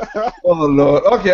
We want pornographic imagery. Let's compare this to we want pornographic imagery so that the freaking feminists can complain. There's another horror game that we can look. Well, not so much horror. I guess action horror adventure. Resident Evil 4. Like, that game had alternate costumes for the characters, and Ashley had alternate costumes. She was never overly sexualized, unless you look up that nude mod someone made for her on the PC version. No, my friend. If we're gonna talk, see, you had to bring up Resident Evil. If we're gonna bring up Resident Evil costumes, let's bring up that racist ass costume they had in Resident Evil 5 for Shiva. With a bone in her damn nose and leopard print skin on. Why don't we talk about that outfit and how that should have been taken out of the fucking game? But we pretty racist. We need to talk about Nintendo, and they put in Zero Suit Samus and a Princess Zelda outfit. That's too far. Okay, so one girl's a Barbie doll, the other one's a Barbie doll with clothes. Big deal. Okay. Again, jeez, you guys are taking over the damn show. This is not what I wanted it to be. Okay. All right. Let's get back to the topic at hand. Yeah, bring it back in. You opened the Pandora's box. I know, and that's why I'm gonna bring it back in. So here we go again. Now. No, you're going like this isn't normal. This is way off. Even the last cast wasn't even this way off. I know the difference. So here's the next topic that I wanted to talk about, which is PlayStation had showed off some of their stuff this week as well. They showed off Horizon. They gave a better look at Horizon Dawn, which looks like it's coming through good. And they also showed off Nier, which is basically Platinum Games which is exclusive for PlayStation at the point for now. It's for PlayStation 4. Now we have Scalebound is coming out for Xbox One. All you people who bitched and moaned about Bayonetta and even threatened to kill the developers, which is y'all some sick people. Jesus. Who want to kill the developers for not bringing Bayonetta 2 to PlayStation and Xbox. Now you have your own versions of that game. How about you go? I want to see you guys go out there and buy that shit. And you better buy that game. Better sell 10 million copies. All the talk. 10 million. Yeah, all the talk. I doubt it's going to pass by 3 million. Well, Bayonetta didn't pass 3 million on both consoles anyway. Nope. Heck, I bet even 3 million is generous. I know, that's why I was trying to be generous. Well, I'm not going to be generous because they weren't generous. But I mean, Nier looks good. Like I said, I got a little touch of it when I was over in Japan. It looks like everything's going great with that game. It's basically a Bayonetta light with RPG antics to it. It's not straight up just hack slash and put your little your guns, buy your guns, whatever.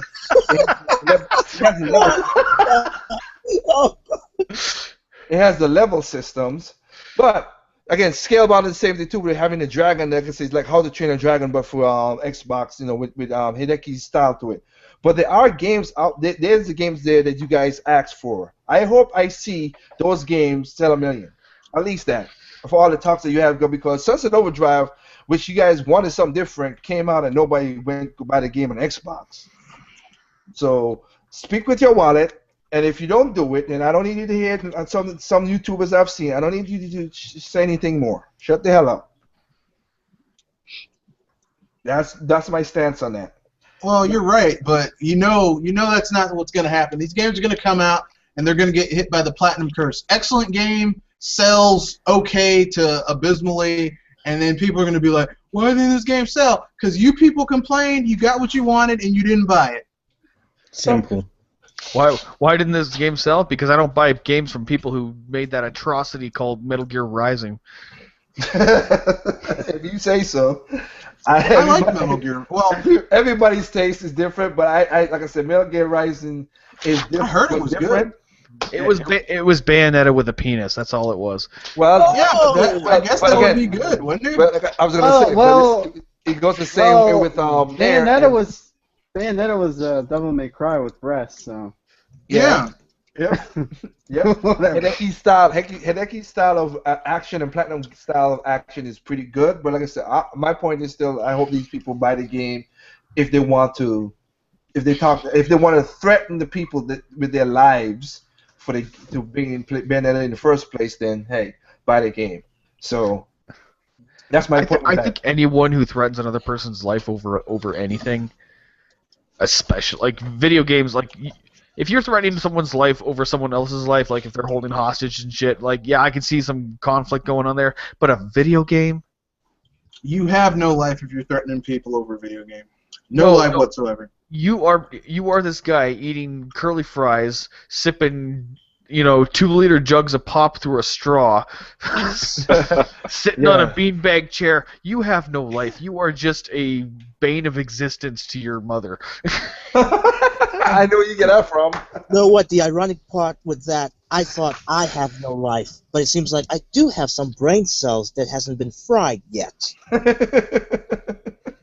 Well, like I said, some gamers are now getting to a certain degree, which is crazy. But like I said, when those games come out, I hope I see people speak with their wallets. That's all I gotta say. Yeah, you really know they're not. You really know they're not. Hey. Nope. Can I enjoy hypocrites if I see them? That's all I want to say. Can you enjoy hypocrites if you see them? Yeah, because please clarify that statement.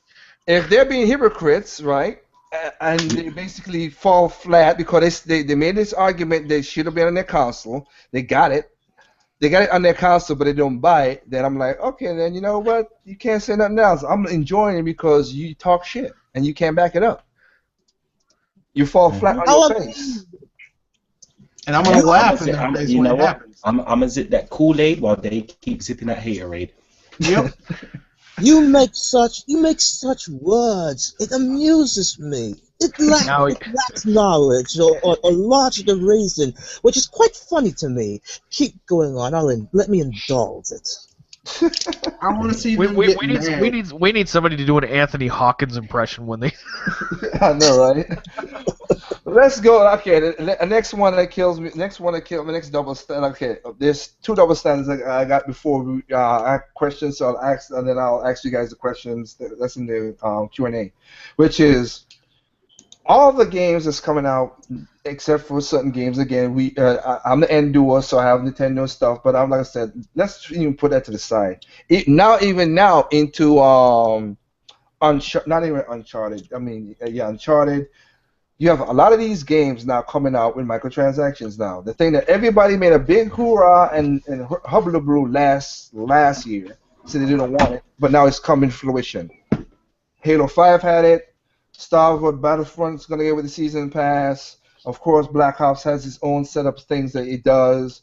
Tomb Raider has microtransactions, and of course, Uncharted 4 has microtransactions. Yay! This is the one thing that's probably driving me further and further away from wanting to buy a new console. Because the games themselves are being basically murdered. And that kind of answers your question, but you set up from the beginning, Kenoshi, about that kind of setup with how the sales of the games. They're forcing, and even Payday. I forgot about Payday because the directors for Payday say they're not going to put transactions in it, and then it's in there. So let me ask you, can we call these games premium play? Pay $60, and if you want to fully enjoy the game, you're going to have to pay another premium. Well, at least they want to sell these games. At least the rest of the industry. Sorry, go ahead. They want to sell these games for like $150, but they can't get away with it, so they fool you, and they're thinking you're getting a deal with $60, and then they charge you. Yeah. And they charge you little by little. Well, at least most of these companies yet haven't gone the Konami route and offered you know in-game insurance on your base. Well, no, every game, as we cracked joke about last week, you got to pre-order. Everything's getting crazy now because. Wait, did I hear that right? That they allow you to buy insurance for a fake base? Yeah, you could get in case someone in the multiplayer comes in and destroys your base. Like you got Geico to cover it just in case. I mean, look. This is the future of gaming. This is what happens when you put all your money in making really pretty graphics and you don't learn how to limit your budget and keep your stuff in place. So then you need to sell like 6 million, 7 million, 8 million to turn a profit. You need to have microtransactions out the wazoo in order to make profit. I mean, this is the future of gaming. This is what people wanted. They wanted more features. They wanted more graphics instead of better gameplay. This is what you get. You get what you got. You wanted it, you got it. And I've been saying it before. You know, we don't need better graphics. We don't need better features no more. We just need better games.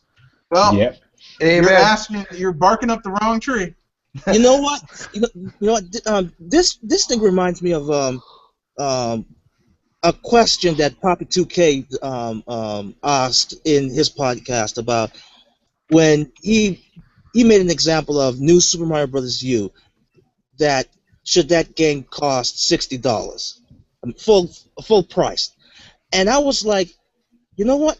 If it's going to be like that, let's make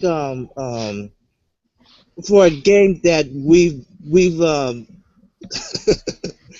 we've kind of bashed or laughed about, which is the Order 1889. 1886. Correct. 1886. Thank you. Yeah, the game that lasted 18 minutes and 86 seconds. Now, That's not fair. It was a 5-hour-long game. now, I would put that same. Double M. Now I would put that same question on that game, and you know what? I'd say, yes, it is a full price game, and you know why? Because it was just for the graphics. Oh yeah. I mean, Well, again, just like Crisis on the PC was the perfect tech demo. Yeah. No, Crisis was actually a brilliant game. And also a tech demo. That too, but it was still a brilliant game. I enjoyed it. It had brilliant mechanics that were never fully realized. Yeah, I mean, when they got to Crisis 2, that's when the game was just shit. oh wow. Well, again, I don't know. I I'm never not played gonna- I never played Crisis 3, but Crisis 2 was a piece of shit. It was basically the prototype for Call of Duty Advanced Warfare. It was Halo 2 by Crytek. Like I said, it was the prototype. It was the prototype for Advanced Warfare. Okay, well. So back on topic. Again, I know, right? These guys. This I should call this endcast the derailing endcast. 'Cause that's what they've been doing all night. Open And mic taking night. the train off the tracks. Hey, Liger, remember that roller coaster ride? A roller coaster ride, nothing. You was the one who first started this whole derailing in the first place. Your intro. So, hell, don't try to butter me up now. So what? Mhm. So Coast what has is gone off the rails. What is Nintendo? What is Nintendo doing that everybody's complaining about with the microtransactions? Oh no, they ain't doing nothing like that. I'm just stating that all That the major- Amiibo DLC. Oh, okay. What Well, at What least about- it's a what physical Amiibo- product. What Amiibo DLC? I'm a little kid who buys this plastic toy, and I gotta buy DLC to go with it. No, there's no. You buy the DLC is the amiibo. That's what it is. Oh. The DLC is not. You ain't gotta buy some extra for But it. it's not. Then it's not DLC. It's shit. What would you call it then? Extra shit you don't need, but people will get because Yes. they are gullible. Yes. Yes. I'm not gonna deny it. All of us here, maybe except for you, SDF1 to a degree, but most of us here The has thing, amiibo. the thing is, 90%, I got 3 of them. 90, I've got about 5. But yeah, I got 90, 3 of them, and now I got more now. the thing is, 90% of the people who buy amiibos don't buy it for the extra content. They just buy it to To collect. put on the shelf, yeah. Yeah. Because they make your room look like the Smash Brothers room. Yeah. You're right. Can you imagine, like, DLC becoming like a physical product?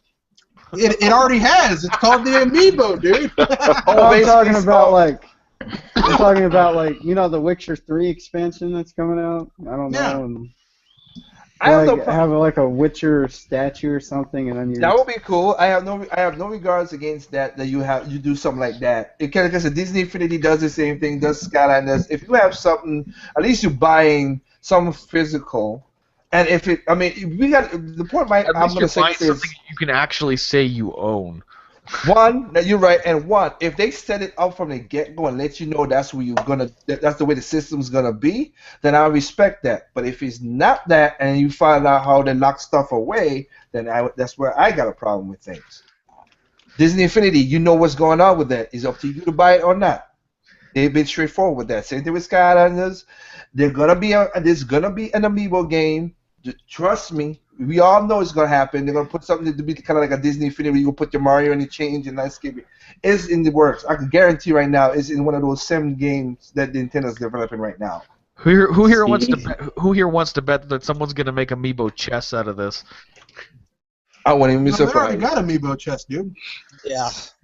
If you got 24 Amiibos, you can play Amiibo chess, or is it more than that? What 18, 36 Amiibos, something like that. Oh. Okay. Let me. But that's what I only stated that out, Kenosha, because again, all the major games. 32 amiibos. You need 32. Yeah, there you go, 32. Yeah. I'm just saying all the major titles that's coming out this year and the beginning of 2016 all has microtransaction, all have DLC, all have Are all um wrong with the industry. Yeah. yeah. And that's what I was saying that there are some companies that are not doing that. Don't get me wrong. Like I said, there's not all AAA companies are doing that, but it's there. So and I just pointed out the games that people are making a big hubbub about. Assassin's Creed Syndicate, which I have to say that game got released very quietly. Them bastards make sure that after Unity last year, they released that game in the darkness of night. Did that game come out? Who wants Yeah, to wake up it's to a still game? broken. It's broken. It's I didn't even know it came out. It's Assassin's Creed. Assassin's Creed is always broken. Not Rogue. Not Rogue. No, I heard Rogue is broken in some areas as well. Let's call it by its real name, Ass Creed. It is. No, but after the problems Ubisoft have with Assassin's Creed, I told you the truth. I didn't, just like you, Kanoshi. I did not know until like the third day after the release. Like, oh, they released that game. I did not even know that. They made sure they were quiet on that game until. I mean, they of course they had the trailers and everything, and then a month before it quieted down, and then released. How are the reviews? Reviews are good. It's in the it's in the 7, 8s, and 9s depending on where you go. But it's good reviews. No, I'm gonna tell you right now. Don't listen to the professional reviews. You got to go to people who actually bought it. People are falling through the floors. It's glitching out. And why are people surprised? It's built off of the Unity engine. Why would you think something built off of one of the most broken games of last year is gonna not be broken on something made using that same engine this year? I don't understand that. People are gullible. I mean, hold on. You got reviews of 8s and 9s for Assassin's Creed, and things like those. Things like that is happening in the game. Look, I'm just gonna call this straight up. I'm sorry, carry on, Triple M. But isn't that kind of like the Halo 5 situation? Although it's not. Yeah, I'm gonna talk about that. Before you start talking, I just want to make this point here. Let's just be real here. Most of these gamers that are backing these broken pieces of shit, most of them, you've got two kind of classes of gamers. You've got the new generation of gamers who don't know shit. Like, they literally don't know shit. Like, they came in like last generation. They came into gaming last generation, and they don't have a clue about the history of gaming. They don't have a clue about the history of gaming. They don't have a clue about technology. They don't have a clue about how the industry works. They just basically lap up whatever you feed them. And it's like, if you were to feed a kid crap from they was a baby up to now, they're gonna think crap is amazing, And then you have the other class of them, which are grown-ass people going on like freaking man babies. Not even man babies, going on like little pussy babies. Freaking talk, the way they talk, the way they go on, like when you actually hear them in their videos, when you actually hear them talking and shit like that, they sound like downright imbeciles who ain't done a day of school in their life. They make you want to drive pipe cleaners into your ears. They might want to drive pipe cleaners through their face. Well, look. As Triple M brought up, that's the next thing I wanted to do before we go into questions. Is that okay? For anybody who's hearing this right now, who's an Xbox person and got Halo 5, good for you. I'm not bashing the game in that regards. You bought the game, you got your money, you enjoy it. Okay, but listen to what I'm gonna say. This is why we getting this crap right here, because Halo 5 came out. Go on. Hold on. Before we go any further, this Halo 5 is a game that is not broken by any means necessary, but as Endo is going to point out, there are some inconsistencies. Carry on. Okay, yeah, and so what I'm gonna say is this: look, if you look at all the reviews, one thing again, it goes back to what I said: gamers don't freaking read because they just see the number and just go, "Oh, it's a 10, good. Oh, it's a 9, it's good."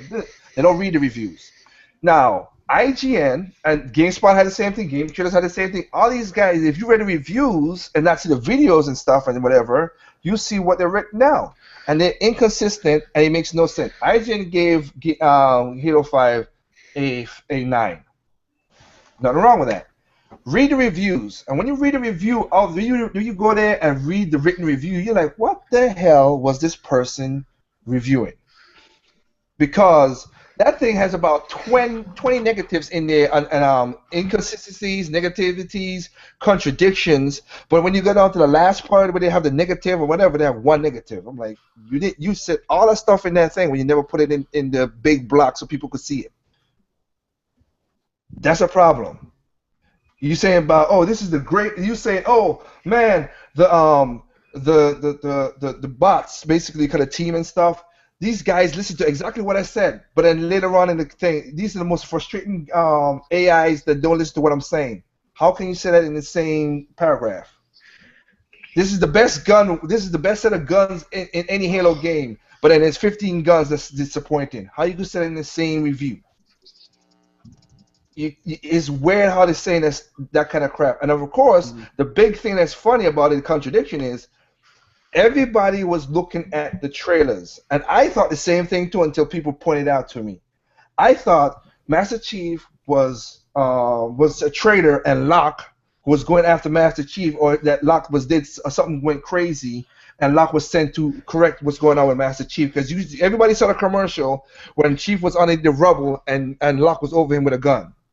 I didn't think Chief was going to be a traitor. I just thought he just went rogue, and then people kind of like misinterpreted his story to make it seem like he's portrayed that he was a traitor, when really and truly I thought it was going to be like one of them conspiracy theory kind of stories. Yeah, but I'm reading up on it now, and it seems like that was all flash and bang in the trailers.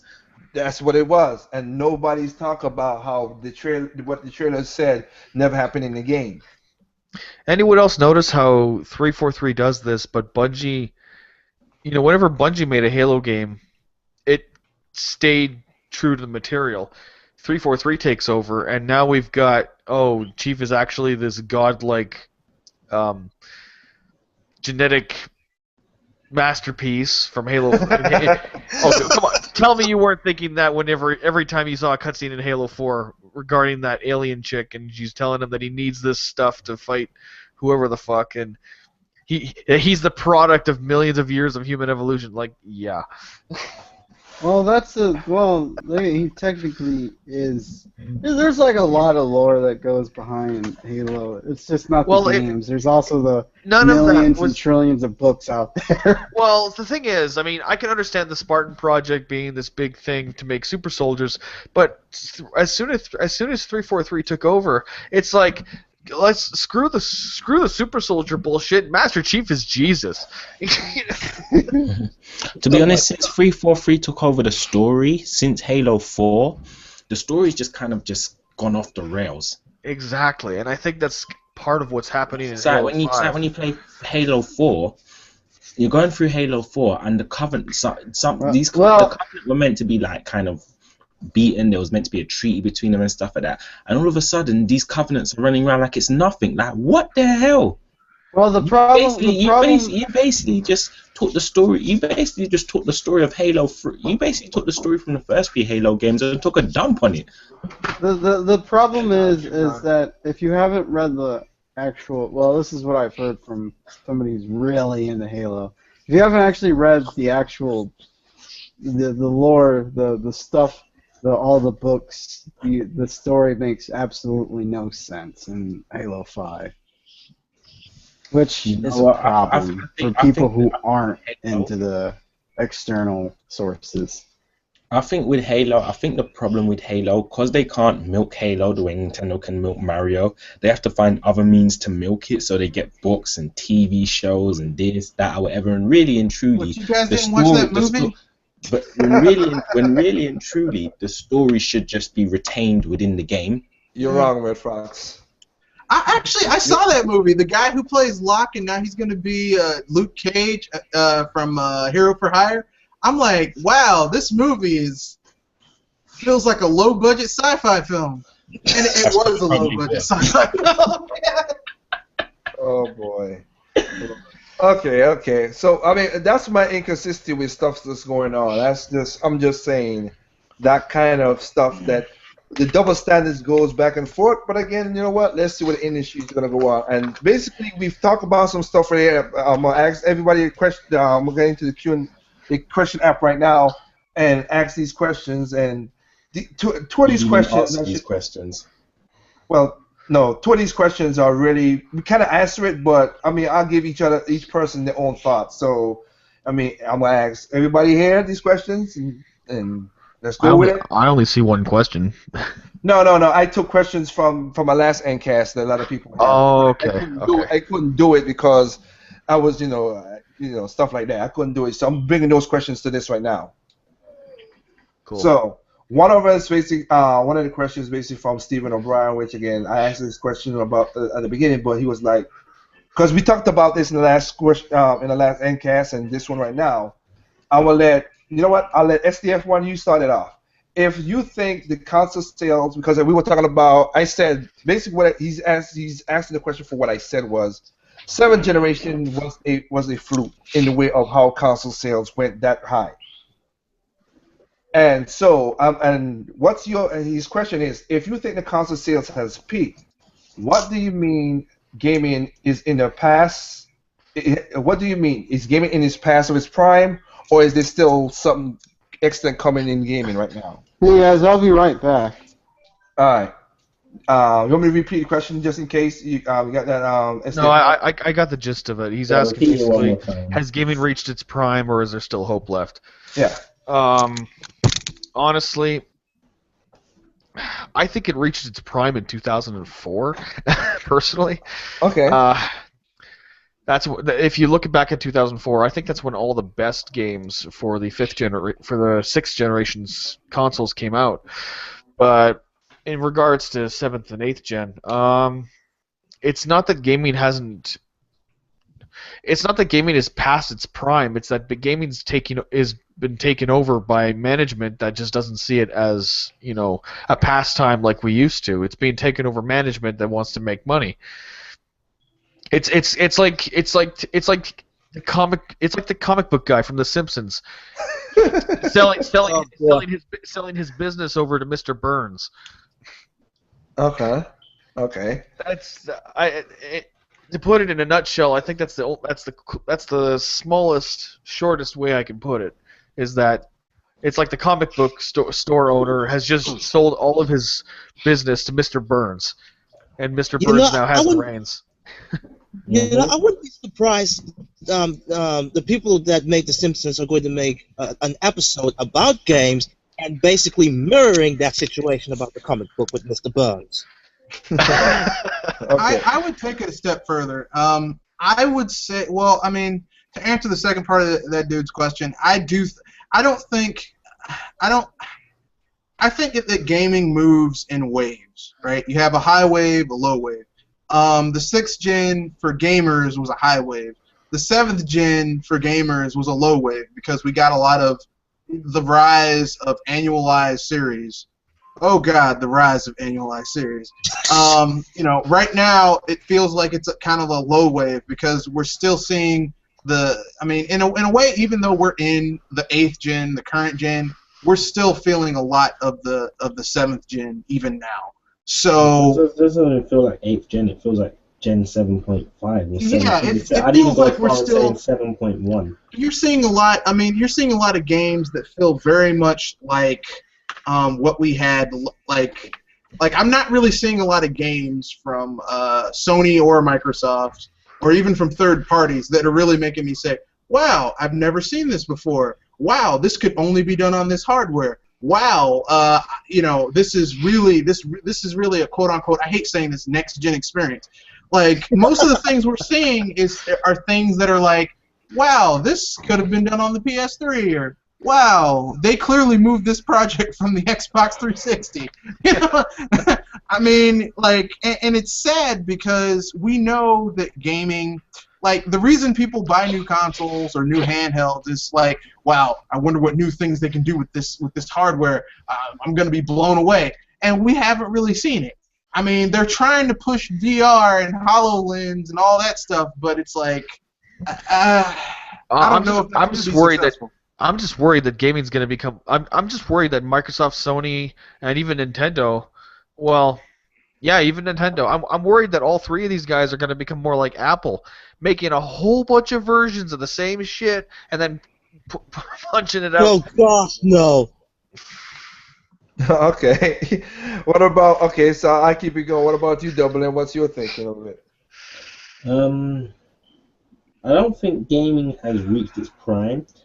I think there's a lot of places gaming can be taken in terms of concepts, idea, and innovation.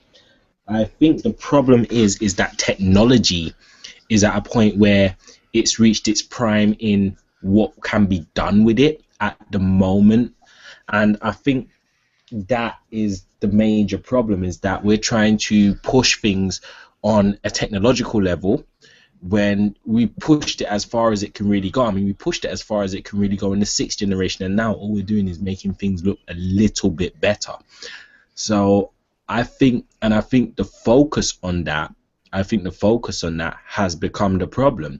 They're trying to turn gaming into this Hollywood thing, like all this bang, whiz bang, and special effects and all this kind of nonsense, just to kind of just to kind of wow the eye, which is, from a business perspective, I can understand why a corporate businessman who has no knowledge of how things work in the real world would understand to do things like that, because everything to them sells based on the image. So if you can make the games look nice, then they will sell. But I think it's at that point now where we need to start thinking of where companies need to start thinking of idea. I feel we're at that point now where companies need to start thinking of different ideas and concepts. I think the problem is that not that gaming has reached its prime, it just hasn't really and truly been allowed to properly evolve since, it hasn't really been properly allowed to evolve since the sixth generation, and it's not going to evolve via technology and hardware. It's going to evolve, because technology and hardware isn't even going to evolve by improving, by making it faster. It's going to evolve by finding ways to make it more efficient. So I think in terms of games, they need to evolve in terms of what they offer. In terms of what they offer. Like, for instance, the new Legend of Zelda coming out for the Wii U. Anuma has finally hit a point with the technology where he is able to allow the Legend of Zelda to evolve into what he's always envisioned for it. So, and I think that's the approach that more companies need to take. Instead of using this technology to make the games look pretty, they should use this technology to expand these games and evolve them in terms of what they offer, gameplay-wise and innovation-wise. Okay. So I think there's still a lot more that can be done with video games, but it's really going to take creative minds and people who actually want to make the effort to do that and take the risk. Okay. You want to say something, FDS1? Just something real quick. Honest, like, seeing the industry come as far as it has, I really think these companies should learn from farmers. That sounds funny, but let me elaborate. When a farmer plants a field, he'll work that field for about 7 years, and on the seventh year, he'll leave that field to let it regain its strength. I think these developers are trying to work gaming a little too much for profit. There needs to be this calm period, where nothing comes out for a long time. It sounds like it would suck, but if you really think about it, it gives people time to enjoy. There are a lot of games that have come out recently, and none of us would ever be able to beat them within the time span that people are releasing all this stuff over and over. Unless you're like some of these people who have no life. Well, exactly. Well, I think there needs to be this calm period where people have time to appreciate the games they have, and then once that's the thing right there. People don't realize what we have right now. They're piping and calling for more and more, but they don't realize that they're sitting on a huge amount of stuff they haven't even touched. Well, I agree with you. I personally have said this many times. I'm not going to say that all games need to do this because, I mean, generally speaking, most of the really, really good games that come out take 2 to 3 years to come out, so you can miss it. It's not there for 2 or 3 years. You can kind of, you can miss it. But for these annualized franchises, okay, I'll give you the sports ones because roster changes and stuff like that. But for like the Assassin's Creeds, the Call of Duty, stuff like that, wouldn't these games be so much better if they had like 18 months, 2 years to kind of percolate, simmer, put it in the oven for a little bit on low, let it marinate for a little bit, rather than just cranking it out every year, year over year. Because you could miss it more. It'd be like, wow, look how much they changed in 3 years since we saw this stuff last time. You need to create that sense of nostalgia. Well, some people have a sense of nostalgia, but nostalgia now is used for things that came out 3 days ago. How can you miss? How can you miss a game when it won't go away? It's like how much can you look forward to Assassin's Creed when it comes out every damn year? I mean, it's like whatever. And this is the thing that people don't realize is that as human beings, we appreciate things for the beauty of not having them, not for the beauty of having them. So the fact that you're able, if a Call of Duty comes out once, like with the Legend of Zelda game, people love Legend of Zelda because they know when one comes out, they're not gonna get another one. They're not gonna get another like main. They're not gonna get another one for years. Yeah. So they appreciate every Zelda game. The nostalgia builds up, and they appreciate Zelda games more for the aspect of not having them because they know every time one comes out, Nintendo's gonna do everything they can to make it a masterpiece. And that's the mentality more video game companies need to have, because if you can create games like that where everyone knows they're a masterpiece and everyone knows that you're probably not going to see another one for another how many years or whatever, gamers would appreciate these games more. They would appreciate these games a lot more. I appreciate games like Legend of Zelda a lot simply because I know that once I get a masterpiece Legend of Zelda game, I ain't getting one for another 3 to 5 years. And it's such a masterpiece that you just want to play it again and again. Mm-hmm. Like look at as human beings, we appreciate things for the beauty of not having it, not for the beauty of having it. Look at the Just Cause franchise. Yep. Is that because, like I said, Just Cause is gonna come on. It's gonna come on PC. Yep. Yeah, so I'm gonna be getting it on PC. Sorry, PlayStation. Again, I gotta see the exclusivity to make me think to buy a PlayStation. It's not a bad console. As I always said, it's a great console for what it is, but it's not what makes me want to go buy it. Just like that touchpad isn't convincing you. Okay, listen up, buddy. I'm the PlayStation Nazi, and I'm not buying a PS4. What does that tell you? Oh my God! He just went left field, everyone. but that's just that's for me is what it is like that to say. We have. I'll answer the question, and he had a second question, but you guys basically evolved into the second question. So my thing is this: look. And I'm gonna say it with this because IGN had an article saying that Kimishima said this, and if he said this, he's stupid. If he didn't say it and it was a bad translation, and if anybody who don't know, Kimishima is the new president of Nintendo now. Hey, could I answer that first question? Okay. All I think is during the old days, when Nintendo brought the North American market back, that was the golden age. The SNES. The N64 and the PS1, that era was the golden age. Then we had the Silver Age, which was the 6th generation. Then we had the Bronze Age, which was the 7th. And now we're in the Dark Ages with the 8th, I feel like. Dark Ages? Dude, we're in 8th gen. We should be banging rocks together at this point. I thought you wanted to say the Copper Age. He said Dark Ages. Okay. It's gonna get to a point where playing Conkers is more fun than playing video games. Okay, but let me. Okay, and I know those guys mostly listening. Anderson, you typing a whole list on the side. Do you want to say anything, Anderson, to this topic? I guess just that creativity is still around. It's just been relegated to the margins, and we gotta consider if sometimes we're looking at things through rose-tinted goggles. Yeah, we are looking into things in the rose tinted goggles. I'm not gonna deny that. The thing, okay, and timeout. Also, also another problem as well is people as well, because everyone is so insecure about being themselves and enjoying what they like that we all must kind of try and get the same things. So the only thing that really sells is mass games, and when they see that companies don't want to take the chance to make more niche-based titles for niche audiences, because these new generation of gamers, they just want to do what everyone else is doing at the end of the day. So we're actually part of the problem why gaming has become stagnant. Okay. Yep. I'm gonna say that I know. Timeout. P and P. You guys got anything to add to that? No, I don't got nothing to add.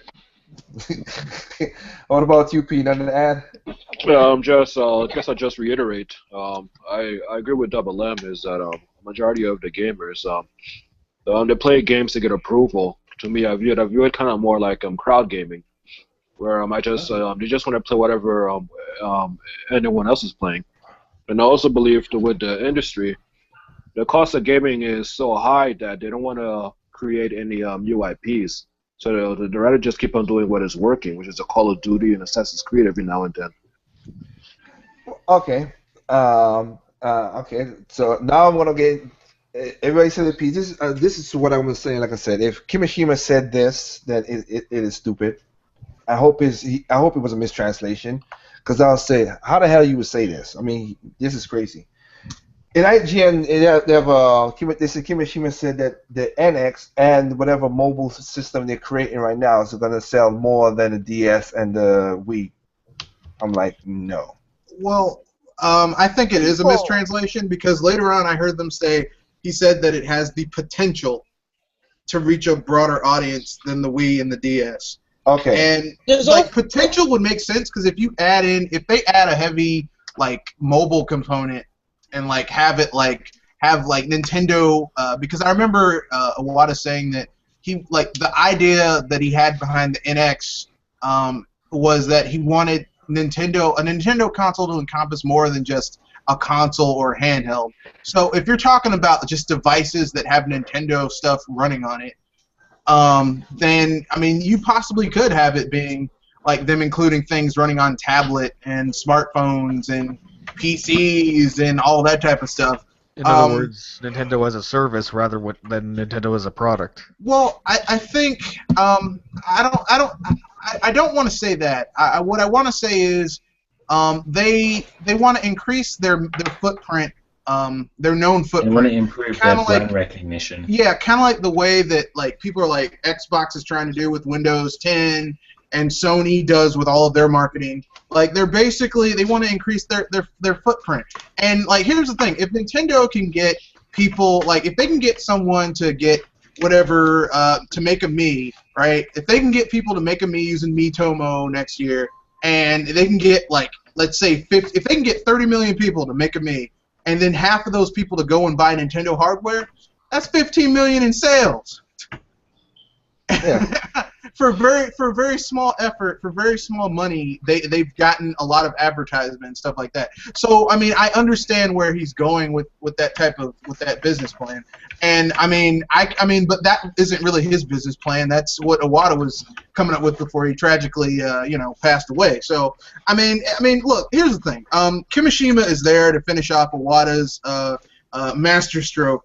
And I mean, even though a lot of people like to talk shit about Satoru Iwata, that man was not dumb.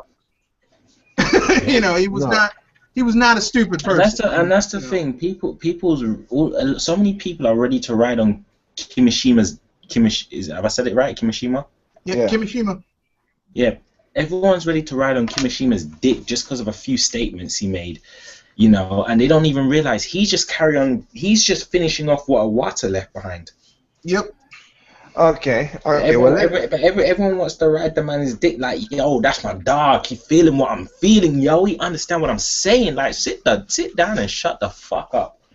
Okay, can I finish now, people? Don't talk what you don't know. Okay. There was also an article that I've seen on Nintendo Everything that Kimishima just basically said that he wants, to see to see that that the product that they're making would reach to, I forgot how I forgot the amount of how many customers they want to have, but for some reason I kind of feel like people are going to interpret that in the wrong way. Well, okay, and that's what I'm They've gonna. been interpreting everything through DNX in the wrong way. That's why people are able to pre-order the idea. Okay, okay, okay. Look. Okay, so Cardboard let me box. Can I answer the question now? Oh, sorry, My, go on, my Liger. my answer to his question, and since everybody else put in their Wait, let me say, question, I'm joking. Carry on. look what I'm gonna say. Okay, to what his question about the consoles. Can the consoles have like I said, I think the 7th gen was an anomaly. We had it we had so much stuff that came together that people wanted to buy certain things with the okay Nintendo came up with a console with the Wii and and it moved the conversation we having a Wii mode and having a new way of inputting and people got into it, grandmas got into it. The media like MSNBC and everybody else started to broadcast, or should I say, not even only broadcast, basically advertise Nintendo's Wii for free. Then you had PlayStation 3 came out and and when the format was between Toshiba and with the Blu-ray, and they had one of the best. I mean, I'm looking at CNET, I'm looking at Consumer Reports. They had the best. They had the best. What do you call it? They had the best Blu-ray system that was easier to update because at the beginning parts of the Blu-ray thing, you had to update that freaking thing, and that thing was a pain in the ass at the beginning when Blu-ray players came out.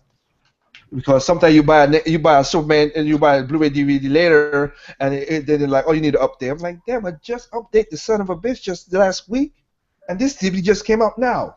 So a lot of people got into that, and that helped kicked off PlayStation 3. Even though they had a sell thing that didn't make the games, and of course Xbox had something that again had the 360 had the arcade one, which I wish they bring back to that degree, and also Xbox Live, which was a good bringing the online gaming to a next height. So all those things came together and made a 7th gen. Even though we had atomization, like Mr. Red Fox says, we had a lot of things came together to make the consoles, and that I think, and that's what he was saying too. He made the consoles sell those high numbers. I don't think those numbers we're gonna reach those numbers again. And to what Kimishima said, the potential. Even if he said potential, whatever, the DS sold 155 million. And then you're gonna combine it with the Wii, which was 110, and those things are still counting 110. You're not getting those numbers with the next console, with the way if everybody says that, it's unfathomable. I don't think they'll ever get that no time soon with what's going on now with the industry, because going with what SDF said and everybody have said, gamers now are not playing games for fun. They're doing it for social quandary of saying, oh, I got this game, everybody else got this game. They don't want to. They're doing that. They're following the crowd. They're buying, even though they're buying all these DLC pre-orders and everything. They're selling back the game in, so that's kind of enclosing. That's kind of making a circle jerk of the whole thing, because that's why you don't want them to do the pre-orders, but then you sell back in the games. And when you sell back in the games, then the publishers say, well, we want to make our money up in front, so we're gonna do more pre-orders, more DLCs, more transactions. So it basically is going to start collapsing on itself, really, if we keep on going that way. As the immortal words of Reggie Fils-Aimé, make better games. Yeah, that all I'm gonna say is this. And I hate to use Nintendo as the example, but I'm just going to lay it brass tacks for those gamers who don't quite understand how the industry actually works. Everyone will tell you that Nintendo is irrelevant and they don't matter, and you'll hear certain people who want to flame the fan wars. Well, they should just leave. Look, Nintendo is the industry leader. They do things and the others, whether by design or by accident, incidentally or purposefully, start following what they do. Basically, even for a little while. Let me put it this way. You look at Nintendo games, most of them, first-party games, those games aren't getting traded. Nintendo gamers keep their games for years. Most of them. Most of the first-party games. I could tell you a story offline. Yeah, keep most of their first-party games for years. Like, especially the high-quality, like, really good ones. Like, people, like, you're not gonna find a lot of people. Like, I traded in my Mario 64. I traded in my Banjo, because like people don't. I mean, Nintendo gamers don't trade in those types of games. So, I mean, the fact of the matter is that third parties and other first parties wish they had that type of retention rate. They wish they wouldn't need, well, you get this pre-order. You want to know why Nintendo doesn't do that? Because they don't need to. Because they know, people know they're going to get a high-quality game that's going to keep its value. You have Legend of Zelda, A Link to the Past. That game holds its value. Okay? It's appreciated in value. You have Wind Waker. That game is still a very highly valued game. Like the other game developers wish they could do that. Instead, they use all of these like DRM and all this weird stuff to kind of keep it from, going down. It's sad. It's sad. Oh my God! Yeah, it doesn't stop it. Can you not hear me clearly, by the way? No. Can you hear me clearly now? Yes. Yes. Okay, it's not even that these games don't lose their value, it's that they've got so much shit that you have to pay out for that even when it loses its value, there's still a load of shit that you can pay for the game to make profit. It's just like, a game will go from £50 to £10 in 2 weeks, but yet still have £200 worth of microtransactions in there. Well, no, you're right, and again... And another £100 worth of DLC. Well, now, paying for all the shit in the game, you spent more for the game than you did on the console to play on. Yeah. Well, I'm sorry, Liger, but I gotta give it to Anderson Archilla for writing this. Nintendo is irrelevant, yet people don't shut up about them. What's the Japanese word? Yandere? Even if you're hating on something, the fact that you can hate on it means it must be relevant to some degree. Oh, it's irrelevant. That argument has sailed its ship now. I don't care what anybody say about stuff like that no more, because if it was irrelevant, like everybody has said, you would never bring it up in the degree that people bring it up with. Look, what? Or the frequency. Yeah, or the frequency of it. Like I said, as I stated before, it's just that to go on to what you guys have been saying. Do I think something cool is not coming out? Like I said, there's 3 games coming out for PlayStation 4 next year: Ratchet and Clank, Horizon Zero Dawn, if don't get no delays. Oh, I should say 4 because everybody's looking for Uncharted. So I said 4 Uncharted. I put that in there, and Dreams. Those are something that's different and creative. I hope they sell one. Yeah, but let's be honest. Let's be honest. Nobody's buying Horizon. Yeah, whatever. Anyway. Okay, no. Nothing against the game. It looks like an amazing game, but nobody's buying it. It's a Sony first-party game, and Sony first-party games don't sell well. People don't understand it. People don't buy PlayStation for Sony's first party. They buy PlayStation because PlayStation's always been the lead platform for third party. Right. They only flopped it. No, it's always been like that. Even in the second and first generation. The only reason I flopped it in the third generation is because they bought a £600 console that was almost impossible to program for. Wait. Why would you buy Resident Evil 4 for PlayStation 2 other than you get it then the best version was on the GameCube?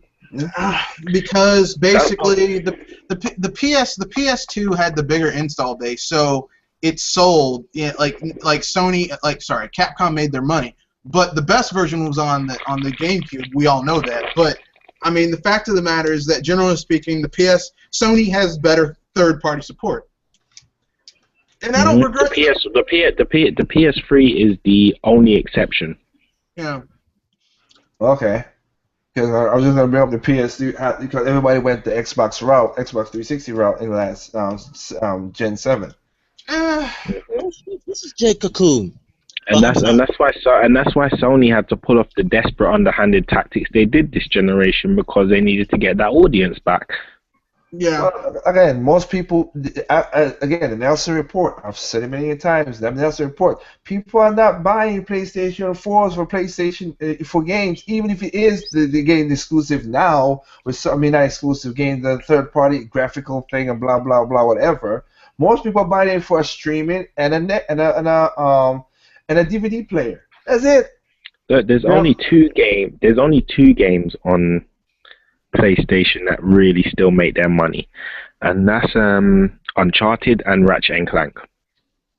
Well, I'd more so say Ratchet and Clank over Uncharted, simply because the budget for Ratchet and Clank isn't that high, and they've got a very strong niche fan base.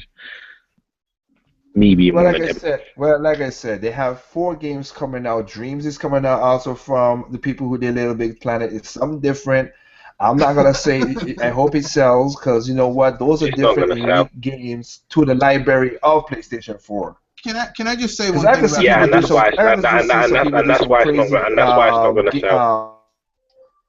Can I just say one thing about Dreams before we go on any further?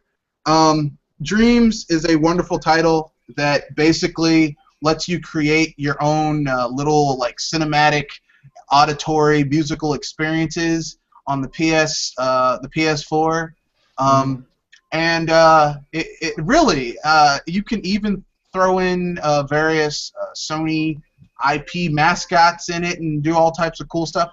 Apparently, might even have mini games and stuff. And when I heard about it, I was like, "Wow, this sounds familiar." Oh wait, I played this game in this like 4 gens ago. It was called Mario Paint.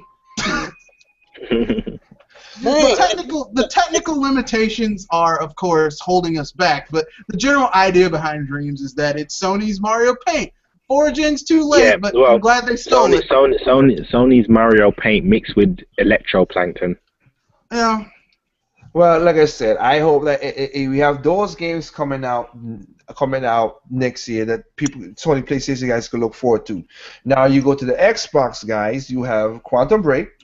Mm-hmm. You have Quantum Break, you have Scalebound, and that stands out to me as something that's unique and something that's cool. Yeah, Scalebound's not gonna sell.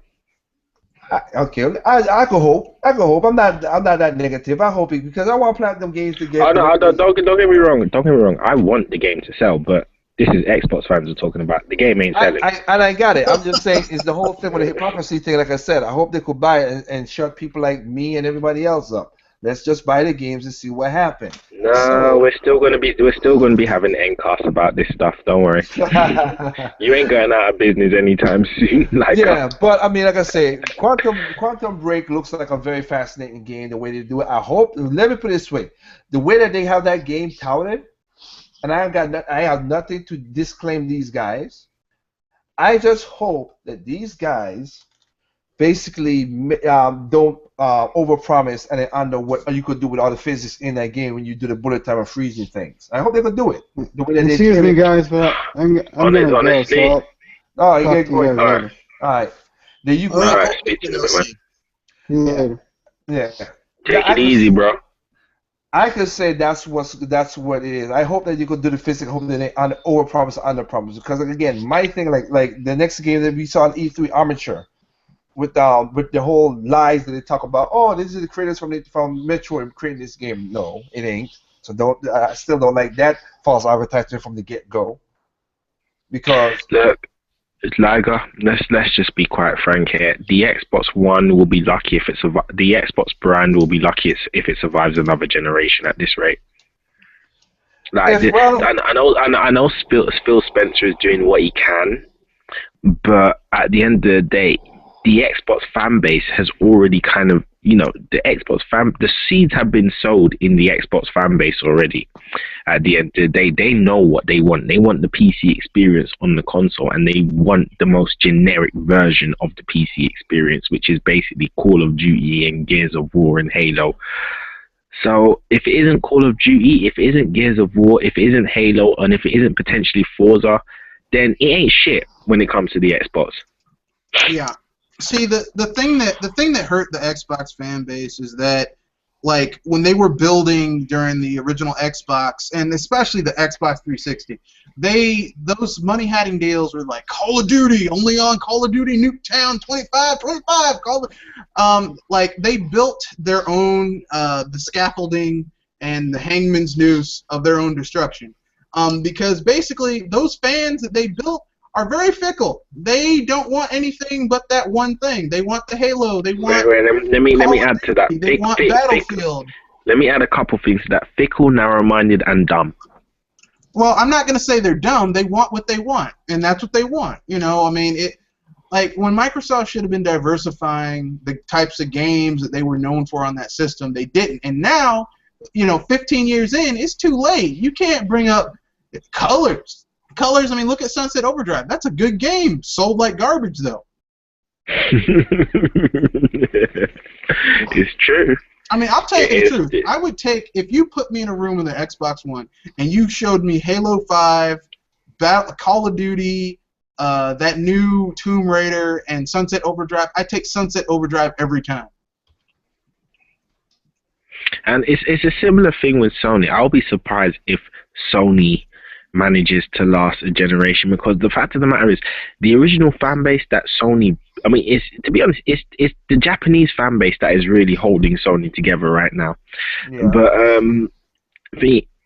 if Sony had actually developed their first party IPs from like the PlayStation 1 day, I'm not even going to say the PlayStation 2 days, because the PlayStation 2 days is really the dawn of when third party really started to take over like the PlayStation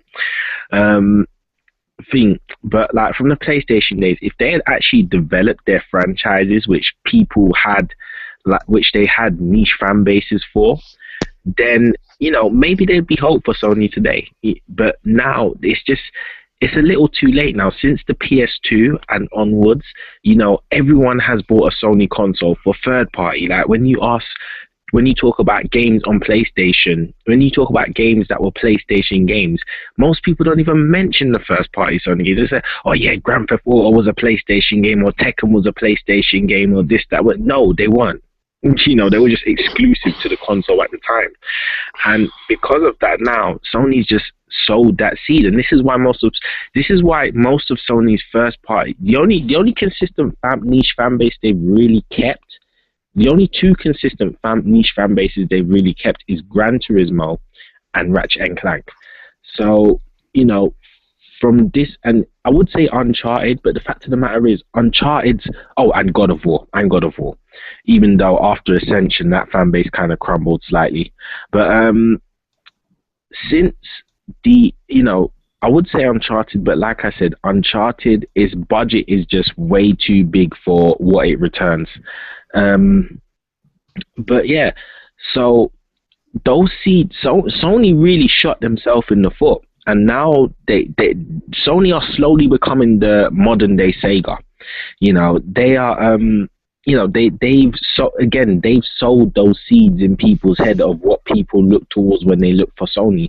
No one's looking towards Sony's first party content. This is why I say games like Horizon and Dreams ain't gonna sell. Last Guardian is not going to sell. Like, people, like Sony, the problem with Sony fans, they hype up shit that they never buy. And a lot of them will hype up these games, but let's be honest, none of them are going to buy them. They're going to go back and they're going to buy Call of Duty, they're going to buy Grand Theft Auto, they're going to buy Tekken and all them, and they're going to say they're all PlayStation games when they're really not. All right. Well, those are some harsh words, but true. So I ain't got time for the niceness no more. Niceness done. I'm sorry. I'm just gonna tell it as it is, man. I ain't got time. I'm a busy man. I ain't got time to be beating around the bush and thing with shit. I'm just gonna tell it straight up and put it out straight up as it is. If people don't like it, then they can go fuck themselves. It's that simple. Truth has That's no all right, friends. It's a dude. the truth has no friends. It's a lonely motherfucker. All right, all right, all right. Basically, Rebound King asked me a question. I'll ask you a question next time. I have to look into it because I have not, you and Shep are the first two people that asked me about it. So, Hold on, is that the Final Fantasy Explorers. Adventures? Yeah. Explorers. He asked if do anybody, well, basically he asked but I say anybody know if Final Fantasy Explorers being localized? That game looks like it's gonna be fun. All What are right. you talking about? That the city of Final Fantasy. No, it's the game it's the game that they showed off at E3 that I know it's being made for Thank you. Thank you, Fox. I know it's being made for the 3DS in Japan. The thing is that Square Enix is in since Microsoft stopped money hatting stuff, Square Enix they aren't getting a certain money they were counting on. So you're gonna see them localizing a lot of stuff. So actually, this is a good thing. Yeah, that's probably gonna come over, maybe. All right. Because since you just said that they remembered If they can get their head out, if they can get their head out of Sony's also, yeah, hopefully. Yeah, I won't go that far. I'm just hoping that it gets localized. Mm-hmm. Now, since that's true. That's true. They're never going to get their head out of Sony's also. But sorry, Triple, let me carry on. So it's just that you mentioned that they already showed it at E3. I'm beginning to say that yes, it's going to be localized. Yeah, but they show a lot of things, and they don't really. They show a lot. They show a lot of things at E3 that don't come out until you're older. Because I say Dragon Quest X is on the Wii U in Japan. It's not over here. Yeah, exactly. I guarantee we're gonna have grandchildren, and there's gonna be things from E3 2015 that are only just releasing, and it's just we're gonna be sitting there with our canes and everything, saying they finally released it. Okay, you guys are definitely breaking my heart right now. No, it's Square Enix, and Square Enix, I don't know what it is with Square Enix, because, sometimes they'll release things, but there's entire games that are very easy to translate, or there's already a translation available that are on the 3DS or DS that they won't bring over. So, I don't understand, I don't know. They're weird.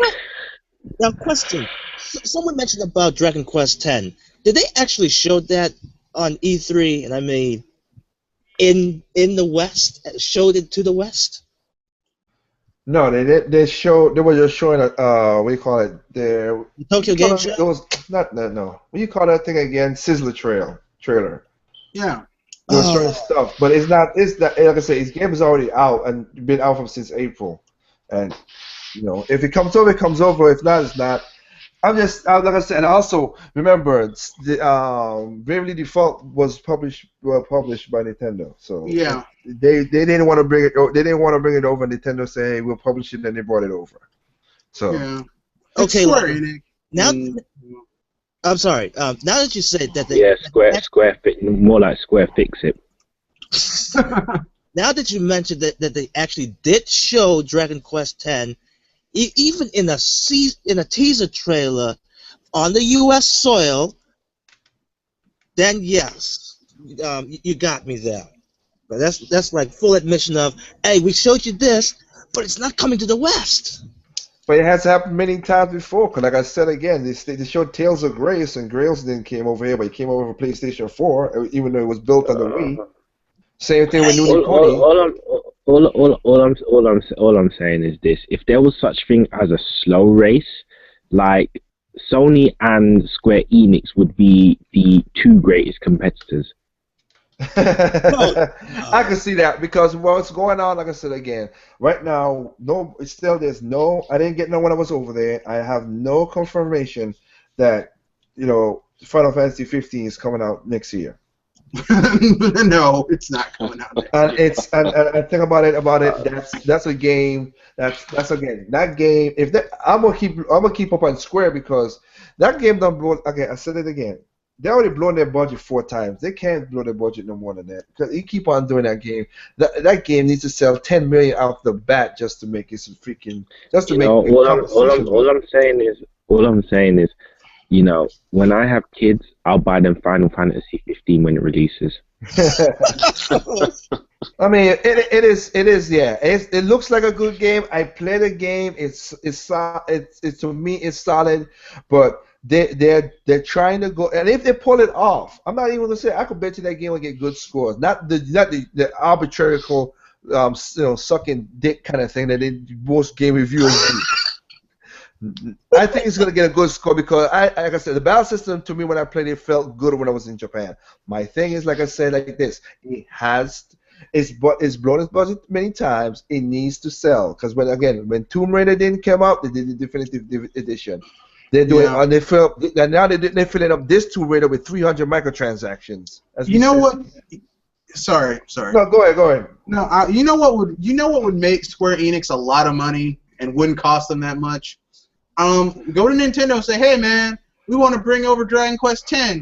Hey man, let's bring over Dragon Quest 7, which is just hanging around, and bring over Dragon Quest 8. Those two games, Dragon Quest 8 is like 75% already translated because it's from the PS2. All they got to do is translate the extra stuff that they added and just bring that over, and they could make some money, and it wouldn't cost that much because 3DS games don't cost nearly as much to develop as a console title. But not too smart. Well, Dragon Quest 11 is already going towards Nintendo. They already stated that already.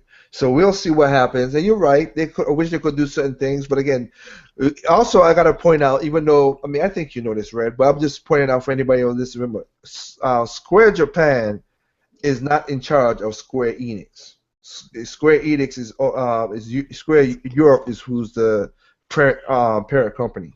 Really? That is. Well, no wonder they're so messed up in the head. When you start letting the lesser branches take control over the head, you are in trouble. Well, yeah, you could, and anybody could go there and Google it. Look at the IR page of Sony. You will find that Square Europe is the parent company. So yeah, so that is horrible. No wonder they don't know. No wonder they just keep on trying to put everything on Sony and Microsoft systems. I'm like, you realize that like the Xbox will never be a JRPG system, right? I mean, you realize that, right? You're right. You're right about that. We know it's not gonna. We know. We already know Microsoft. We know even though it is, we know Sony's not Sony. Final Fantasy 15 is not gonna sell on Xbox One. We know that, but because it's so easy to port. Yeah. That's what they do it. The problem is, again, let's see if we're going to have a port that's going to work, or you're going to be like a Bayonetta 1 where it was built for the Xbox 360, but was ported by Sega, not Platinum Games ported the original Bayonetta, and you get a messed up port. Let's hope not. That's all I'm hoping for. So we'll see how that works out like that. So anyway, I think we answered it. The little question there. I had a couple more that I didn't ask last week, but again, we get up in the weeds. And and on this podcast, we got derailed so damn much times that you guys killed me on it. So with that said, I'm gonna base anything as Red Fox said at the beginning of the whole podcast. Nintendo made money. Y'all need to shut the hell up. That's it. You can't stop them. For some reason, you guys want that console to die. It's that the little Wii U that could is keep on making money for that, and the 3DS is making money for Nintendo. All right. Let's keep it at that and just keep it moving. Choo choo. So I'm gonna say this. Hey, Triple M, you have any before I do my outro? Do you have any crazy outro you want to do now before I freaking before I give everybody else the outro? Well, all I can say is this: Shiokarabushi. A short one? Oh wow, I'm surprised. I am certainly shocked.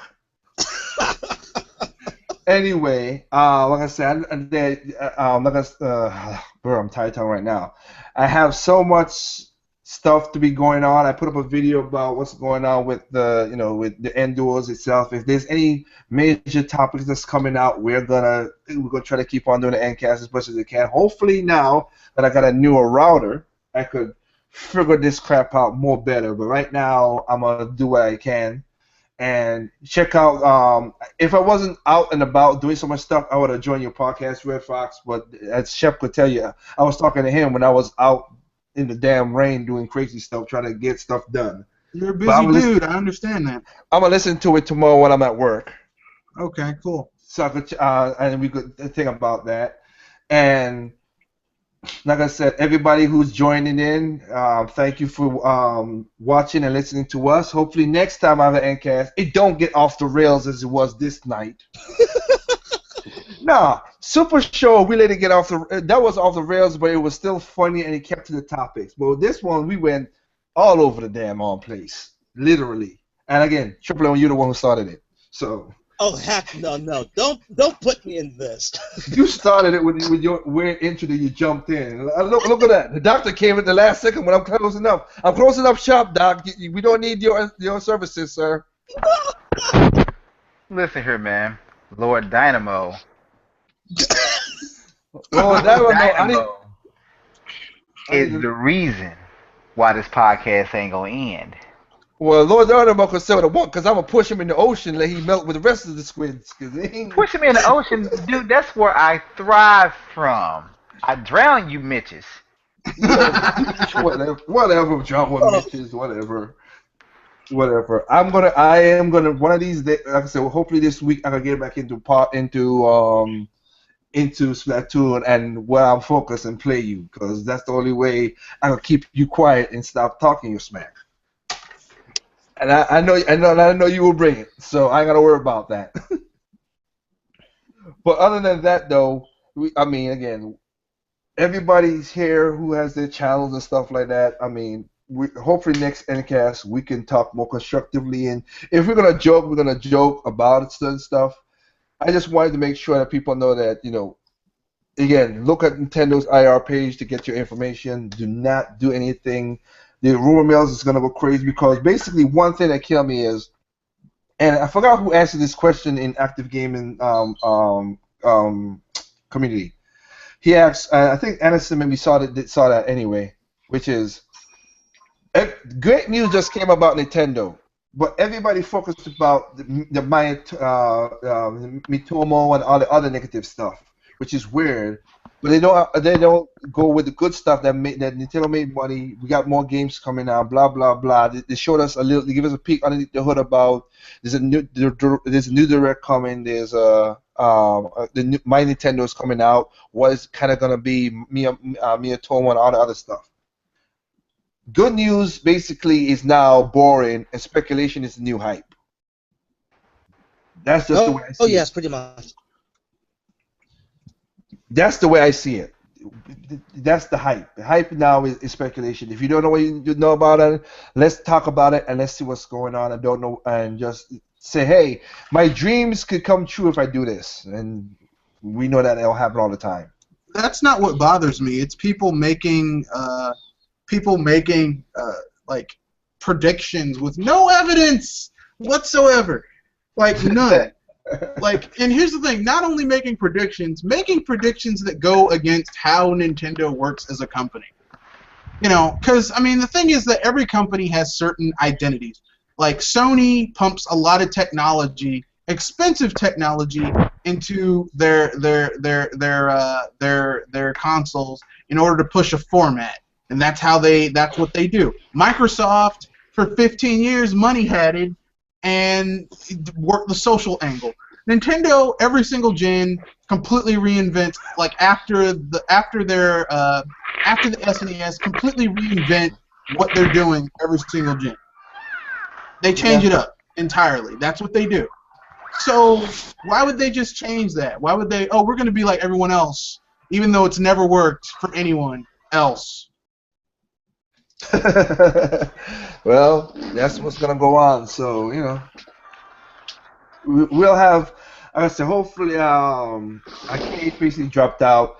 I want to do a couple podcasts in the future. Again, basically, I want to talk to Mr. Red Fox so we could do a real business one and answer people's questions about making games and blah blah blah.